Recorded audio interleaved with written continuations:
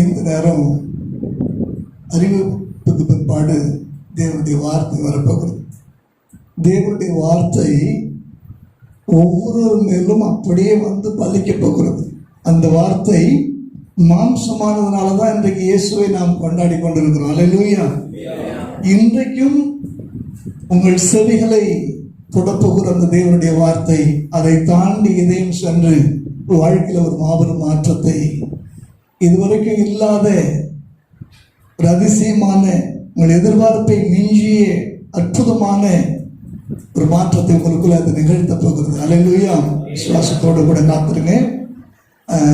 December 25 Christmas ஆராதனை காலை 7 மணிக்கு, 27 வரக்கூடிய ஞாயிற்றுக்கிழமை காலை ஆராதனை 9:30 மணிக்கு, மாலை கீத ஆராதனை 6:30 மணிக்கு, 28, 29, 30 ஆகிய 3 நாட்கள் வருட இறுதி உபவாச ஜப நாட்கள். 31 இரவு 10 மணிக்கு புத்தாண்டு ஆராதனை. திருப்பூர்ல திருச்சபைக்கு இடம் கிடைச்சாலும் சுற்றிலும் பலவிதமான ஒரு போராட்டமான ஒரு சூழ்நிலை இருக்கும். பார்த்துருக்கீங்களா? சில சிங்கம் வேட்டை அடி மானு பிடிச்சிடும். ஒரு 10-15 ஓனாய் ஒன்னா என்ன செஞ்சிடும் வந்து அப்படியே இது பண்ணும்போது வேற வழியில விட்டுட்டு என்ன செஞ்சிடும் போயிடும். அந்த மாதிரி ஒரு சூழ்நிலை. ஆனா இங்கே ஆண்டவர் நமக்குள்ள ஒரு கோட்டையை நமக்கு தந்து தேவனுடைய வார்த்தையே வெளியரங்கமா பேசவும் விடுதலையோடு ஆண்டவரை ஆராதிக்கத்தக்கதான ஒரு அழகான ஒரு அமைதியான ஒரு இடத்தை ஆண்டவர் நமக்கு தந்திருக்கிறார். அல்லேலூயா. அவருடைய நாமம் மகிமைப்படுவதாக. அருமையான கர்த்தருடைய தாசனை குறித்து நான் அதிகம் சொல்ல வேண்டியதில்லை. தேவனோடு கைப்பிடித்து நடந்த அனுபவமுள்ள தேவனுடைய தாசன். 4 நூற்றாண்டுக்கு மேலாக கர்த்தருடைய ஊழியத்தை மிக வல்லமையோடு கூட செய்த ஒரு அற்புதமான தேவனுடைய தாசன். தேவனுடைய சத்தத்தை கேட்ட செவிகளுடையவர், தேவனுடைய தரிசனமான காட்சியை பார்த்த கண்களுடையவர். ரோடு கூட பேசிக்கொண்டிருந்த போது என்ன சொன்னாங்க, எல்லாரும் நான் இயேசுவை பார்த்தேன்னு சொல்லி சாட்சி சொல்றாங்க. ஆண்டவரே, நான் உங்களை பார்க்கணும் சொல்லி அறையை பூட்டி கொண்டு அறைக்குள்ளே சென்றேன். ஒரு வாரத்துக்கு முன்னதாக மயங்கி விழுந்து விட்டேன். அப்பொழுது திடீரென்று ஒரு பேரொளி பிரகாசத்தை பார்த்தேன். உற்று கவனித்த போது மெல்லிய விதத்திலே ஒரு சிங்காசனம் என்னுடைய கண்களுக்கு பட்டது. மிக அழகான ஒரு கிரீடம், பெரிய கிரீடத்தை நான் பார்த்தேன். ஆனால் சொல்லும் போது எனக்கு அப்படியே உடம்புலாம் புல்லரிக்கக்கூடியதாக ஒரு காட்சி. அந்த சாட்சி அவங்க கிட்ட கேட்கும்போது மனதுக்குள்ள எனக்கு அந்த ஞாபகம் வந்துச்சு. உடனே இந்த கிரீடம் எனக்கு அந்த சாட்சிக்கு படுத நேரம் வந்து இப்படி ஒரு ஜேவை கட் பண்ணி அது மேலே ஒரு கிரீடத்தை என்ன செய்து போட்டேன். மனதுக்கு மிகப்பெரிய மகிழ்ச்சி. இன்னைக்கு கூட நானே கூட தேவனுடைய வார்த்தையை என்ன செய்யலாம், நானே கூட பிரதேசம் செய்யலாம். ஒன்று தெரியும், பரிசுத்தவான்களுடைய அந்த பாதம் படுகிற பூமி, ஆசாரியர் உடன்படிக்கை பெட்டியை சுமக்கிற ஆசாரியுடைய பாதம் படுகிற இடத்துல ஓடுகிற யோர்தான் கூட நின்று குவிய ஆரம்பிக்கும். அல்லேலூயா. இன்னைக்கு அப்படியே பாதம் பட்டிருக்கிறது. யாக்கோபு தன்னுடைய தகப்பனாகி ஈசாக்கிடத்துல கேட்பார், தாய் என்ன ஆசீர்வதிப்பதற்கு நல்ல வார்த்தை. ஏசா கேட்பார், என்ன ஆசீர்வதிக்கிறதுக்கு நல்ல வார்த்தை ஒன்று கூட உங்களுக்கு இல்லையா? சொத்துக்கள் ஆசீர்வாதமா நினைக்கல ஏசா, என் தகப்பனுடைய அந்த வாயிலிருந்து வரக்கூடிய ஆசீர்வாதமான வார்த்தைகள் தான் எனக்கு ஆசீர்வாதம் என்று சொல்லி தகப்பனை பிடித்துக் கொண்டு அவர் கதறினார். அதை போலதான் இன்றைக்கு பரிசுத்தவான்களுடைய வாயிலிருந்து வரக்கூடிய அந்த வாழ்த்துக்களும் தேவனுடைய வார்த்தையின் அந்த மகிமையான அந்த வல்லமையும் இந்த இடத்துல வரும்பொழுது அந்த வார்த்தையின் மூலம் நமக்கு கிடைக்கிற ஆசீர்வாதம் மிகப்பெரிய ஆசீர்வாதம். கரங்களை தட்டி அன்புக்குரிய அண்ணன் அப்போஸ்தலர் தேவனுடைய தாசன் டாக்டர் பாஸ்டர் பிரபாகர தாஸ் ஐயாவை மீண்டும் ஒரு விஷயம் கரங்களை தட்டி வரவேற்போமா?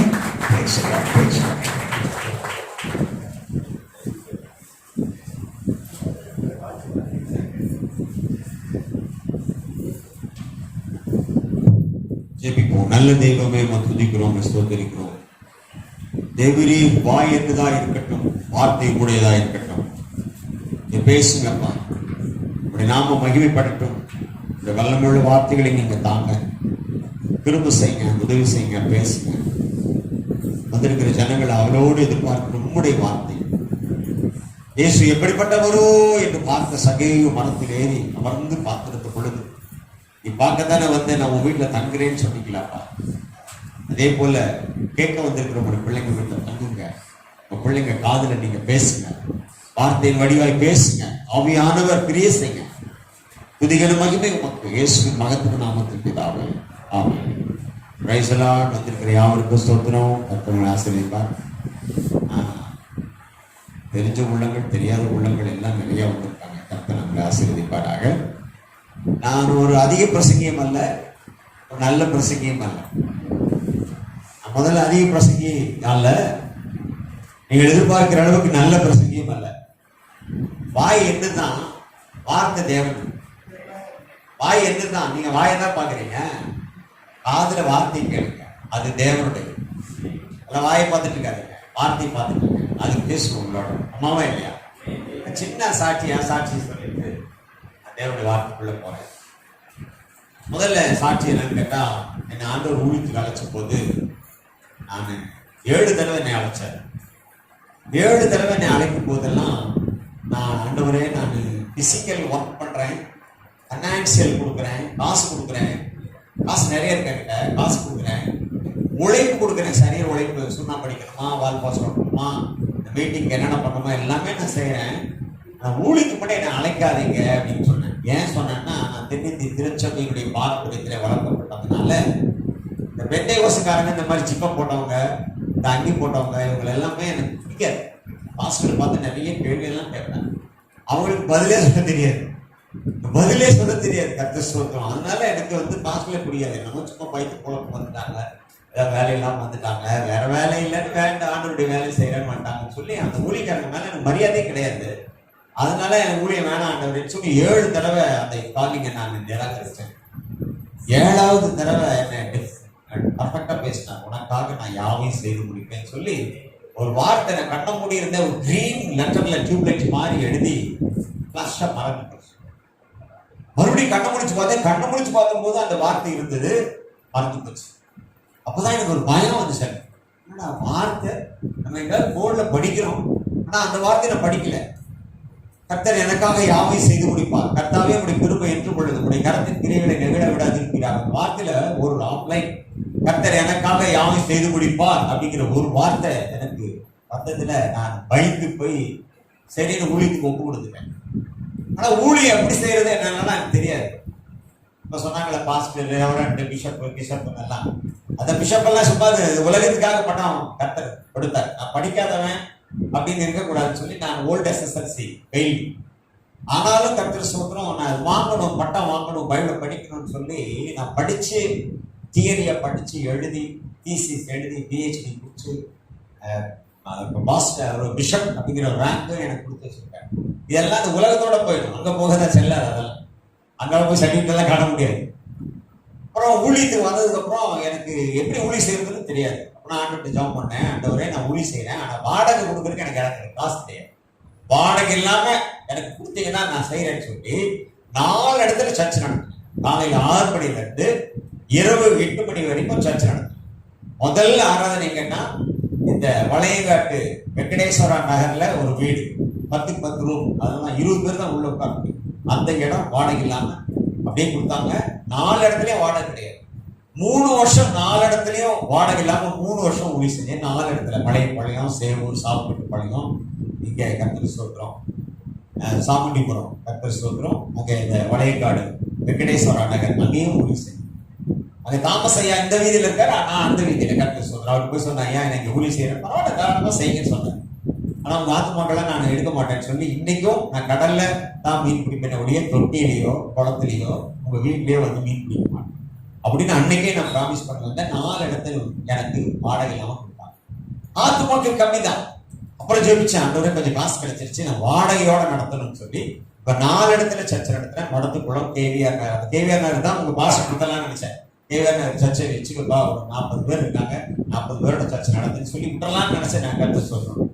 இந்த சொல்றான் ஜெரால்ட் ஐயா அவரோட உள்ளத்துல பேசி இந்த இடத்துக்கு கொடுத்ததுனால அவருக்கு ஆஹா ஓஹோ அப்படின்னு ரொம்ப சந்தோஷமாயிடுச்சு. கர்த்தர் செய்யாம ஒரு காரியத்தை ஒருவருக்கு பெற்றுப்படுது. எனவே எந்த காரியத்தை நான் செய்ய மாட்டேன்னு சொன்னனோ அந்த காரியத்தை எனக்கு செய்ய வச்சேன். அதே போல நீங்க இதெல்லாம் முடியாதுன்னு நினைக்கிறீங்களோ அது உங்களால முடியாது, அவரால் முடியும். அல்லேலூயா. நான் பேசுறதெல்லாம் கேஷுவலா உங்களுக்கு வாக்குத்தத்தமா வரும், வார்த்தையா வரும். அதை நீங்க எடுத்துங்க, அதை வச்சுங்க. கர்த்தர் சொல்லும். எல்லாரும் ஆண்டவர் பார்த்தாங்கனால நானும் பார்க்கணும்னு சொல்லிட்டு ஒரு நாள் உட்காந்து சொல்லுவோம். என்ன ஆனாலும் சரி, செத்தாலும் சரி, இந்த வீட்டு விட்டு வெளியே வரக்கூடாது சொல்லி உட்காந்து ஒரே நாள் தான் உட்காந்து. ஒரு நாள் 2 நாள் உட்காந்து மறந்துட்டேன். உட்காந்து போது சாயங்காலம் வரைக்கும் எனக்கு ஒண்ணுமே வரல. நல்லா ஜெபிச்சு ஆவியில் நிறைஞ்சு விழுந்தனான்னு தெரியல, டயர்டாகி விழுந்தனான்னு தெரியல, மயக்கத்துல விழுந்துனான்னு தெரியல. ஆனா சுயநலம் இல்லாம அப்படியே ஸ்டார்ட் ஆகி அப்போ திடீர்னு ஒரு பெரிய க்ரௌண்ட், ஒரு பெரிய கிரீடம் பார்த்தேன். இந்த கிரீடத்துக்கு கீழே ஒரு பெரிய வெளிச்சம், இந்த வெளிச்சத்துக்கு மேல அந்த கிரீடம் இருக்கு. அவ்வளவுதான். ஒரு முகத்தை பார்க்கல, ஒரு வார்த்தை கேட்கல, ஒரு சத்தத்தை கேட்கல. இந்த கிரீடத்தை மட்டும் எனக்கு நல்லா தெரிஞ்சது. அப்ப நான் தெரிஞ்சிட்டேன், உங்களுடைய ராஜ்யம் வருவதாக, ஒரு சித்தம் பூலோகத்தில் செய்யப்படுவது போல பரலோகத்தில் செய்யப்படுவது போல பூலோகத்திலே செய்யப்படுவதாக அப்படிங்கிற ஜபம் மட்டும்தான் எனக்கு தெரியும். எனக்கு ஜெபிக்க எனக்கு தெரியாது. இப்பெல்லாம் ஜெபிக்கிறாங்க, அந்த மாதிரிலாம் ஜபம் எனக்கு தெரியாது. வரப்பட்ட ஜபம் வந்து 10 தடவை பண்ணிருக்கோம், அவ்வளவுதான். இவ்வளவு தெரிஞ்ச என்ன கர்த்தர் எனக்கு நடத்துறாரு. நீங்க 1000 ஆத்துமாக்களை கொடுத்து, எனக்கு சொந்த இடத்தை கொடுத்து, சொந்த வீடை கொடுத்து, சொந்த சபையை கொடுத்து கர்த்தர் நடத்துறாரு அப்படின்னா அவர் மாதிரி ஒரு தெய்வம் இல்லவே இல்லை. அல்லேலூயா. இதுதான் என்னுடைய அனுபவமான சாட்சி. ஓகே, இப்ப நான் நேரடியா வரேன். சபை என்றால் என்ன? சர்ச்னா என்ன? சர்ச் அப்படிங்கிறது we are all the church. நீங்களும் நானும் சர்ச், சபை. தேவனை சுமக்கின்ற ஒரு சபை. இது கட்டடம் சபை அல்ல. இது கட்டடம் ஆராதிக்கிற ஒரு ஸ்தலம். இந்த கட்டடம் தான் சபை என்று அல்ல. இந்த கட்டடம் தான் சர்ச் என்று அல்ல. இது ஒரு பிரேயர் ஹால், அவ்வளவுதான்.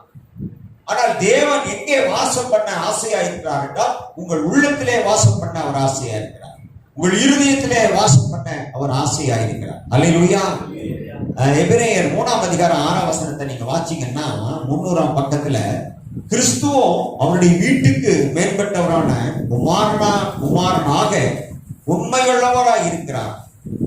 படிக்க பார்க்கலாம். நம்பிக்கையினாலே உண்டாகும் தைரியத்தையும் மேன்மை பாராட்டுதலையும் முடிவு பரியந்த உறுதியாய் பற்றிக் கொண்டிருப்போமாகில் நாமே அவருடைய வீடு. நாம தான் அவருடைய வீடு. நாம தான் அவருடைய வீடு. அவர் வாழ்றாருன்னா எங்க வாழ்றாருன்னா கட்டடத்துல வாழ்றாரு, பில்டிங் உள்ள இல்ல. கடவுள் தூணிலும் இருப்பார், துரும்பில் இருப்பார், அது வேற கதை. ஆனா அவருடைய வீடு யாருன்னா you are the church. நீதான் சபை. உனக்குள்ள வாழ ஆசையா இருக்கிற, உனக்குள்ள வாழ ஆசையா இருக்கிறார், உனக்குள்ள வர ஆசையா இருக்கிறார். அவர் தான் தெய்வம். உங்களுடைய தெய்வம் 2 பெரிய ஒரு உருவத்தை போல அல்ல, சாதாரண மனுஷனை போல வந்த தெய்வம். மனித தெய்வம். அவர் மனிதனாய் வாழ்ந்த தெய்வம், மனிதனோடு பேச வந்த தெய்வம். நான் ஒரு கழுதையிட்ட போய் பேசணும்னா நான் என்னவா மாறணும்? கழுதையா மாறணும். ஒரு எறும்பு கிட்ட போய் பேசணும்னா நான் எறும்பா மாறணும்.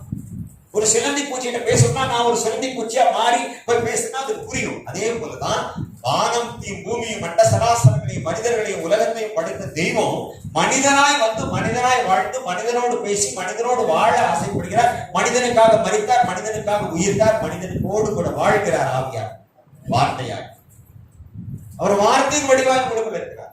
எனவே நாமே அவருடைய வீடாய். செய்தி அதில் கொட்டேஷனா சொல்றேன். சர்ச் என்றால் அந்த நாட்களில் தூக்கி கொண்டு போன சர்ச்சாய் கூடாரங்களை சுமந்து கொண்டு போவார். ஒரு இடத்துல கூடாரம் போடுவார்கள், அங்கே ஆராதனை பண்ணுவார்கள். அடுத்தது ஒரு 10 நாள் 30 நாள் அல்லது 1 மாசம் 2 மாசம் அல்லது 6 மாசம் இருப்பார்கள். அந்த கூடாரத்தை பேர்த்து கொண்டு வேற இடத்துல போவார்கள். அங்கே ஆசரிப்பு கூடாரத்தை கட்டுவார்கள், பலிபீடத்தை கட்டுவார்கள், அங்கே குத்து விளக்குகளை வைப்பார்கள், அங்கே எல்லாம் பனிமூட்டுகளை வைப்பார்கள். அங்கே ஆராதனை தூக்கிட்டு போயிடுவாங்க, தூக்கிட்டு போவாங்க, ஆலயத்தை தூக்கிட்டு போவாங்க. அப்புறம் ஆலயத்தை சுமந்து போனான். ஒரு இடத்துல நிறைய இல்லை அவர். அதுக்கப்புறம் சாலமோன் காலத்திலே ஆலயத்தை கட்டும்படி ஆண்டவர் சொன்னார்.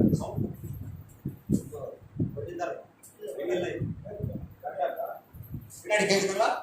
ரொம்ப கேக்குதா?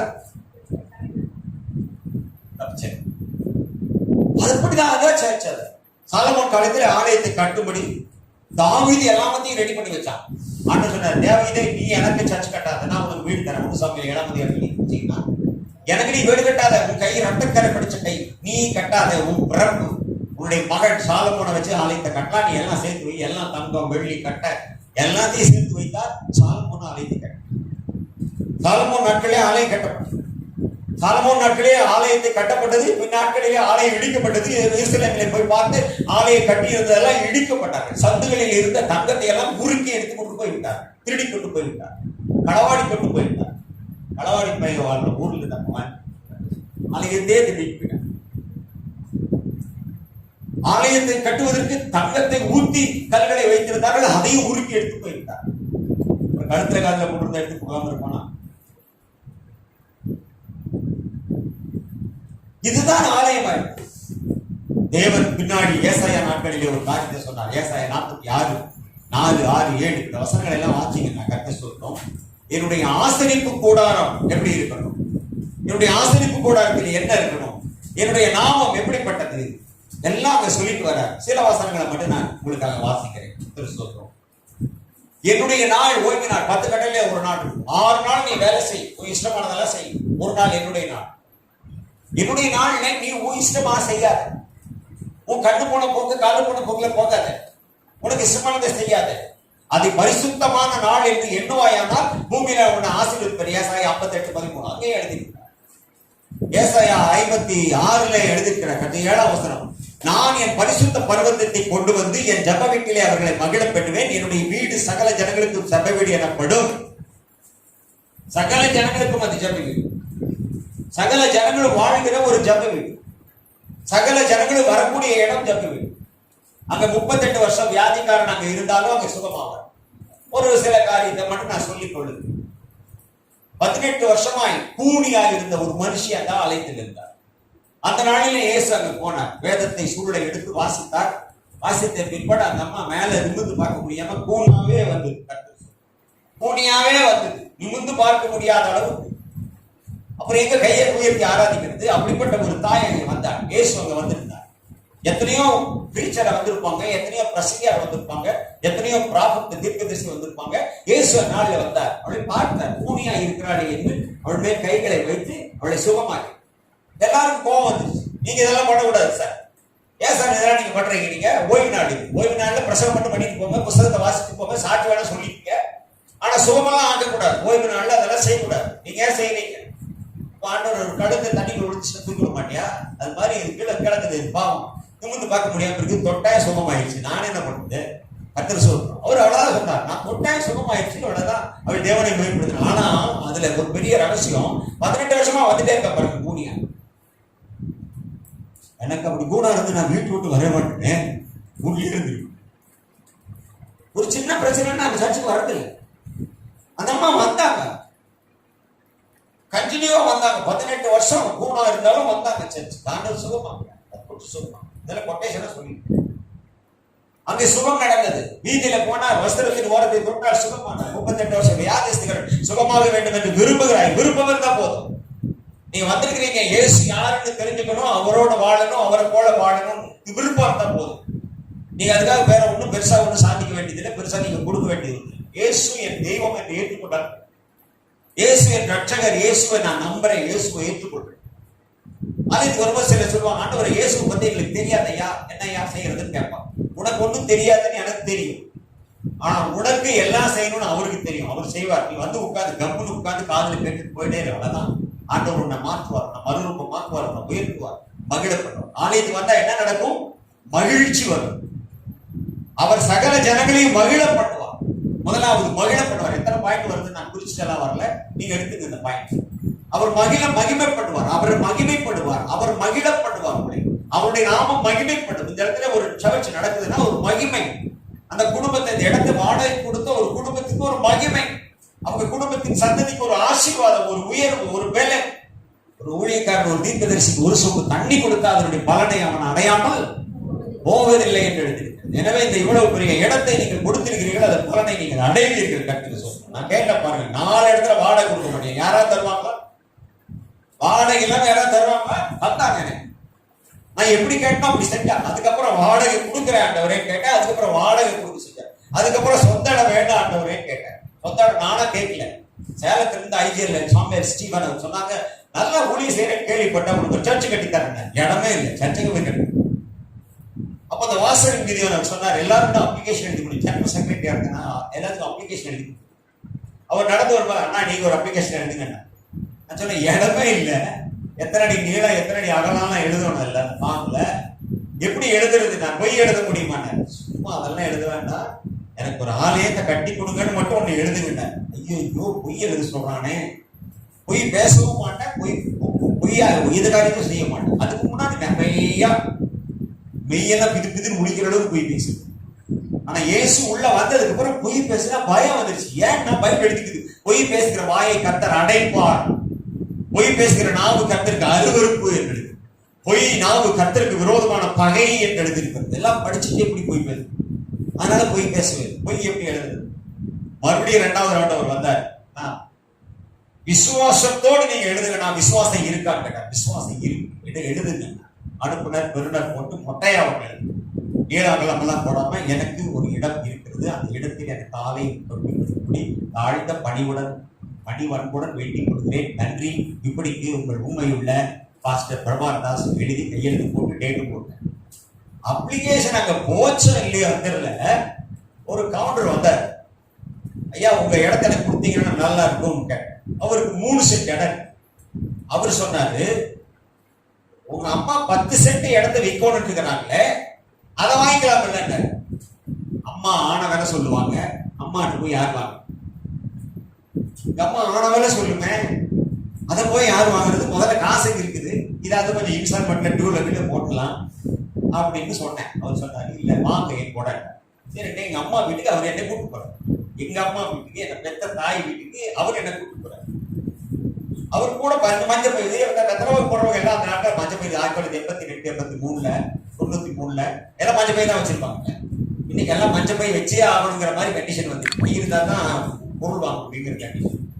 மஞ்சள் பயிருக்கு வந்து என்ன ஏதுனெல்லாம் கேட்கல. வந்தாரு, சார் பக்கத்தில் உட்காந்தாரு, எங்க அம்மான்னு பேசினாரு. எவ்வளவுன்னா தருவீங்க? 1 சென்ட் 6000 ரூபாய்க்கு போகுது, அதனால நான் ஒருத்தர் விற்கலான்னு இருக்கிறேன் அப்படின்னா. சொன்னேன், என்ன கேட்டாரு? நான் சொன்னேன், இப்படிதான் இன்னைக்கு வர மாதிரி தான் அன்னைக்கும் எச்சதான் வந்துட்டே இருக்குது. வாய்ப்பில்லை, முழுங்கிட்டே பேசிக்கிட்டே இருக்கேன். எச்சையும் முழுங்கி பேசிட்டே இருக்கேன். அவரே பேசுறாரு, சரி 1 சென்ட் 6500 ரூபாய் அப்படின்னு நீங்க 10 சென்ட் தருவீங்களா அப்படின்னு கேட்டேன். அப்ப சொன்னா ஓகே தர்றேன், வெளியில 6000 ரூபாய்க்கு தர்றேன், உங்களுக்கு 6500 ரூபாய்க்கு தர்றேன். 1 சென்ட் 6500 ரூபாய், 11 சென்ட். நீங்கெல்லாம் கணக்குல புலி, எனக்கு கணக்குல எலி, அதனால புடிச்சு திட்டுறாதீங்க. உடனே அவர் என்ன பண்ணாரு, அந்த பையன் கீழே குடிச்சு எடுத்து, அம்மா இதுல 45000 ரூபாய் இருக்குது, இதை வச்சுக்க, நீங்க எப்ப எழுதி கொடுக்குறீங்க, நாளைக்கே போலான்ட்டாங்க எங்க அம்மா. அது வரைக்கும் உனக்கு மட்டும் தர மாட்டேன்னு இருந்தவங்க நாளைக்கே போலான்ட்டான். நான் தான் மூத்தவன், எனக்கு அப்புறம் 5 தங்கச்சி 2 தம்பி. ஒருத்தன் பாளையங்கோட்டையில பாஸ்டர், இன்னொருத்தன் அவினாசில சலோமியான்னு ஒரு மிக்சி கிரைண்ட் கடை வச்சு. பையன் தூக்கி கொடுத்த உடனே எனக்கு எங்க அப்பா இறந்துட்டாரு போலீஸ்காரத்து, அவர் இருந்திருந்தா கூட இதை செய்ய மாட்டாரு, அந்த அளவுக்கு செஞ்சிருக்காருன்னு சொல்லி எனக்கு அப்படியே நம்மெல்லாம் பொங்குது. ஐயா விட்டு பொங்குது இல்லை, அந்த மாதிரி பொங்குது எனக்கு. ரொம்ப சந்தோஷம். இந்த அப்ளிகேஷன் கொடுத்ததோ என்னவோ தெரியல, தேவன் அதை கண்ணோக்கி பார்த்தார். அல்லேலூயா. உன்னுடைய விண்ணப்பத்தை அவர் கண்ணோக்கி பார்க்கிறார். நீ விண்ணப்பத்தோடு ஜெபத்தோடு தேவனிடத்தில் எதை கேட்கிறாயோ, என் நாமத்தில் எதை கேட்கிறாயோ அதை நான் செய்வேன். If you shall ask anything in my name, I will do it. என் நாமத்தில் நீ எதை கேட்டாலும் அதை செய்வேன்னு சொன்னது உண்மை. அவர் செய்தார். அடுத்த மாசம் வந்து பார்த்தாங்க, வேற ஒரு பாஸ்டர் லெட்டர் போட்டார், பிரபாகரதாஸுக்கு இடமே இல்லை, நீங்க எதுக்கு அவர் கட்டி கொடுக்குறீங்க, எனக்கு இடம் இருக்குது, பில்டிங் இருக்குது, அது ஆர்டர் வேலை பண்ண சொல்றேன் அப்படி சொல்லி ஒரு பெட்டிஷன் போட்டார். நம்மளதான் பெட்டிஷன் பண்ணல. என்னுடைய நண்பர் அவரு லெட்டர் போட்டார், எவ்வளவு நல்லா போட்டார். உடனே அங்கிருந்து ஐஜிஎல் இருந்து அங்க லெட்டர் வருது, அந்த பாஸ்டர் போட்டீங்கன்னா பிரபாகரதாஸுக்கு இடம் இல்லையாம்மா, ஊழியம் செய்யறாரு, ஆனா இடம் இல்லையாம்மா, நீ என்ன இப்படி பண்ணிருக்க. அவரு நேரம் வந்துட்டாரு வீடு, படுகொலைக்கு குடியிருந்தோம், அவினாசியில இடம். படுகொலைக்கு வந்துட்டாரு, என்ன பிரபு உனக்கு இடம் இல்லையாம்மா, நீ பண்ணிட்டு இருக்கிறியாம்மான்னு நேரம் அங்க பார்த்தாரு. அப்பதான் விசுவாசிகள்லாம் சேர்ந்து கல் வச்சுட்டுறான், அஸ்திவாரத்துக்கு கல் போட்டுக்கிறான். நேரம் நிக்க வச்சு உடம்பு நிக்க வச்சு ஒரு குட கேமரா போட்டாலாம் எடுத்து, அது 8 ஷாட் தான் வரும், அந்த 8 ஷாட்டை எடுத்து கழுவி அவருக்கு கொடுத்து கொண்டு காட்டுங்க. ஏன்னா நம்மளுக்கு பக்கத்துல நிறைய பேர் இருப்பாங்கல்ல, உள்ள தர்ற குழி போட்டு உள்ள தர்ற. அப்புறம் உடனே அவருக்கு கொடுத்தேன். அவருக்கு வாங்கி பார்த்துல கூட சந்தோஷம், என்னையா எப்படியா நீ இடம் வாங்கல, நானே வாங்கினேன். அவர் கொடுத்து அல்லேலூயா. எனக்கு கிடைச்சதெல்லாம் அவர் கொடுத்ததான். என்னாலே ஒன்றும் இல்லை, என்னால் செய்தது ஒன்றும் இல்லை, சாதித்தது ஒன்றும் இல்லை, நடந்தது ஒன்றும் இல்லை. ஒன்றே ஒன்று, உத்தமனாயும் பரிசுத்தனாயும் வாழும். என்னுடைய உத்தமத்தை கண்ணோக்கி பார்த்தார் கர்த்தர், அற்புதங்களை செய்கிறது. நீங்களும் உத்தமனாயிருங்கள், பத்திரமாயிருங்கள். ஆலயத்துக்கு வரும்பொழுது முதலாவது மகிழ பண்ணுவார், இரண்டாவது உத்தம இருதயத்தோடு அவரை துதிக்க வேண்டும். யோபு 1ஆம் அதிகாரம் எழுதியிருக்கிறது. உத்தம இருதயத்தோடு அவன் துதித்தான் என்று பார்க்கிறோம். உத்தம இருதயத்தோடு வாழ்ந்தார். 8ஆம் வசனம் அப்படித்தான். ஆண்டவர் சாட்சி சொல்றார் பிசாசத்தை, எங்க போயிட்டு வர்ற, நான் சொன்னா பூமி எல்லாம் சுத்தி அப்படி எல்லாத்தையும் பாட்டு வந்தேன், எல்லாம் விசுவாசத்துல இருக்காங்க, யாரை அமுக்கலாம், யாரை கமுக்கலாம், யாரை இது பண்ணலாம், இடர பண்ணலாம், யாரை வச்சு என்னென்ன வேலை செய்யலாம்னு பார்த்துட்டு வந்தேன். யோபு மேல் கவனம் வைத்தாரா? நம்ம ஆண்டவர் போட்டு வாங்குறது போட்டார். யோபு மேல் கவனம் வச்சு அவன் உத்தமனாக இருக்கிறான், சன்மானத்தினாக இருக்கிறான், தேவனுக்கு பயந்து பொல்லாப்புக்கு விலகுறமான அவனை போல பூமியில ஒருவனும் இல்லை சாட்சி சொல்லிட்டார். உங்களை சர்ச்சுக்கு வந்தீங்கன்னா உங்களை பத்தி சாட்சி சொல்ல வைப்பார், சாட்சியா பாட வைப்பார். எத்தனை பாயிண்ட் எழுதிக்க கர்த்தர் சொல்லு. நீங்க சர்ச்சுக்கு வந்தால் என்ன நடக்கும், ஆலயத்துக்கு வந்தால் என்ன நடக்கும், கூடி ஜெபிக்கிற இடத்துக்கு வந்தால் என்ன நடக்கும்னா மகிழ பண்ணுவார், உத்தமனாய் வாழ பண்ணுவார், உங்களை குறித்து சாட்சி சொல்லுவார் மற்றோடு. அல்லேலூயா. உங்களையும் சாட்சியாய் வைப்பார். அதற்காகத்தான் நான் தெரியும். இந்த கட்டடம் எதற்கு, இந்த கூடுகை எதற்கு, இந்த ஜெப ஒழுங்கு எதற்கு? இங்கே பாடல் உண்டு, ஆராதனை உண்டு, சாட்சி உண்டு, சங்கீதம் உண்டு, வசனம் உண்டு, அறிவிப்பு உண்டு, செய்தி உண்டு, ஆசீர்வாதம் உண்டு, காணிக்கை பகுதி உண்டு, எல்லா பகுதியும் உண்டு. எதற்காக? நீ உத்தமனாய் வாழ வேண்டும், நீ உத்தமையாய் வாழ வேண்டும், பத்திரமாய் வாழ வேண்டும். எனக்கு முன்னாடி ஒரு அம்மா உட்கார்ந்து இருக்கிறாங்கல்ல, அந்த அம்மா வீட்டுக்கு பக்கத்துல ஒரு சர்ச்சா இருந்துச்சு. எனக்கு 2 விசுவாசம் இருந்தா போதும், ஒரு சர்ச்சா இருந்துச்சு. ஏன்னா ஆர்வக்கோளா இருப்பார், ஆர்வத்தில் வந்தால் ஆர்வக்கோளா இருப்பார். ஆர்வக்கோளா நடுவச்சேரியில் ஒரு ஆலயம், கருங்கங்காட்டு ஒரு ஆலயம், எல்லாம் ஒரு ஆலயம். எங்க ஒரு இடம் சும்மா கிடைச்சா போதும். அதுல சும்மா கிடைச்ச இடம், நம்ம ஊர்ல சும்மா கிடைச்சது. இலவசமா யாராவது தருவாங்களா? யாரும் தரணும். அதுக்கப்புறம் ஆண்டவர் கேட்ட, ஆண்டவரே தந்த சொந்தமா தான் ஒரு நல்ல ஊழியக்காரர், அந்த ஊர் பேர் மறந்துட்டேன். அந்த ஊழியக்காரர் ஒரு பெரிய மீட்டிங் ஆரம்பிச்சாங்க. அந்த மீட்டிங்ல ஒரு 10,000-15,000 பேர் உட்கார மாதிரி டென்ட் போட்டு பெரிய ஒரு ஆடிட்டோரியம் போட்டு ஒரு 3 days கன்வென்ஷன் மீட்டிங் நடக்கும். முதல் நாள் மீட்டிங் முடிஞ்சு 2வது நாள் பெரிய சூறை காற்று வந்து அந்த டென்ட் கிட்டெல்லாம் பிஞ்சு எல்லாம் போச்சு, எல்லாம் டியூப்லைட் எல்லாம் படிச்சு ஒழிச்சு போச்சு. இந்த ஊழியக்காரர் போய் சோர்ந்து போய் உட்காட்டார், விக்டர் மாதிரி சோர்ந்து போய் உட்காட்டார். 1 வருஷம் எங்கேயுமே மீட்டிங் போடல, வீட்டோட அப்படியே கிடந்தார். அடுத்த வருஷம் ஆண்டவர் பேசினார், இந்த இடத்துல போய் நீ ஒரு மீட்டிங் நடத்த, ஏற்கனவே பல லட்சம் செலவாயிச்சு, போயிடுச்சு, இல்லை நீ போங்க.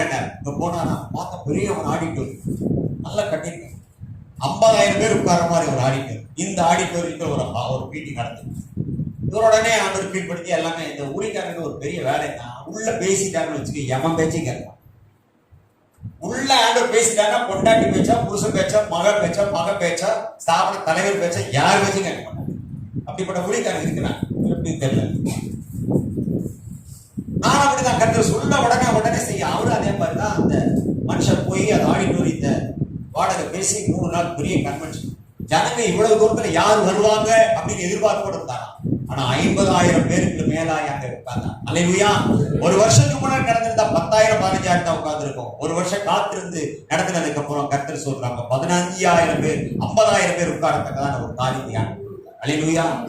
1 பேதுரு 2ஆம் அதிகாரம் கர்த்தர் சொல்றோம், 5ஆம் அதிகாரம் 10ஆம் வசனம். 1 பேதுரு 5:10, 321ஆம் பக்கம். கிறிஸ்து இயேசுவுக்குள் நம்மை தமது நித்திய மகிமைக்கு அழைத்தவராயிருக்கிற சகல கிருபை பொருந்தின தேவன் தாமே கொஞ்சம் காலம் பாடல்பிக்கிற உங்களை சீர்படுத்தி, ஸ்திரப்படுத்தி, பலப்படுத்தி, நிலை நிறுத்துவாராக என்று அவருடைய மகிமை வல்லமை சதா காலமும் உண்டாயிருக்கிறார்.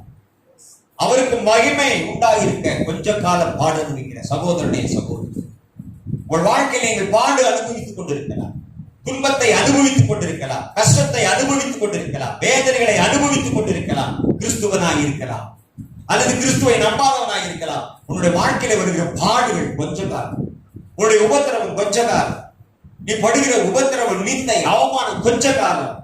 இந்த பூமியே கொஞ்ச காலம். இந்த பூமி நிரந்தரமானதல்ல.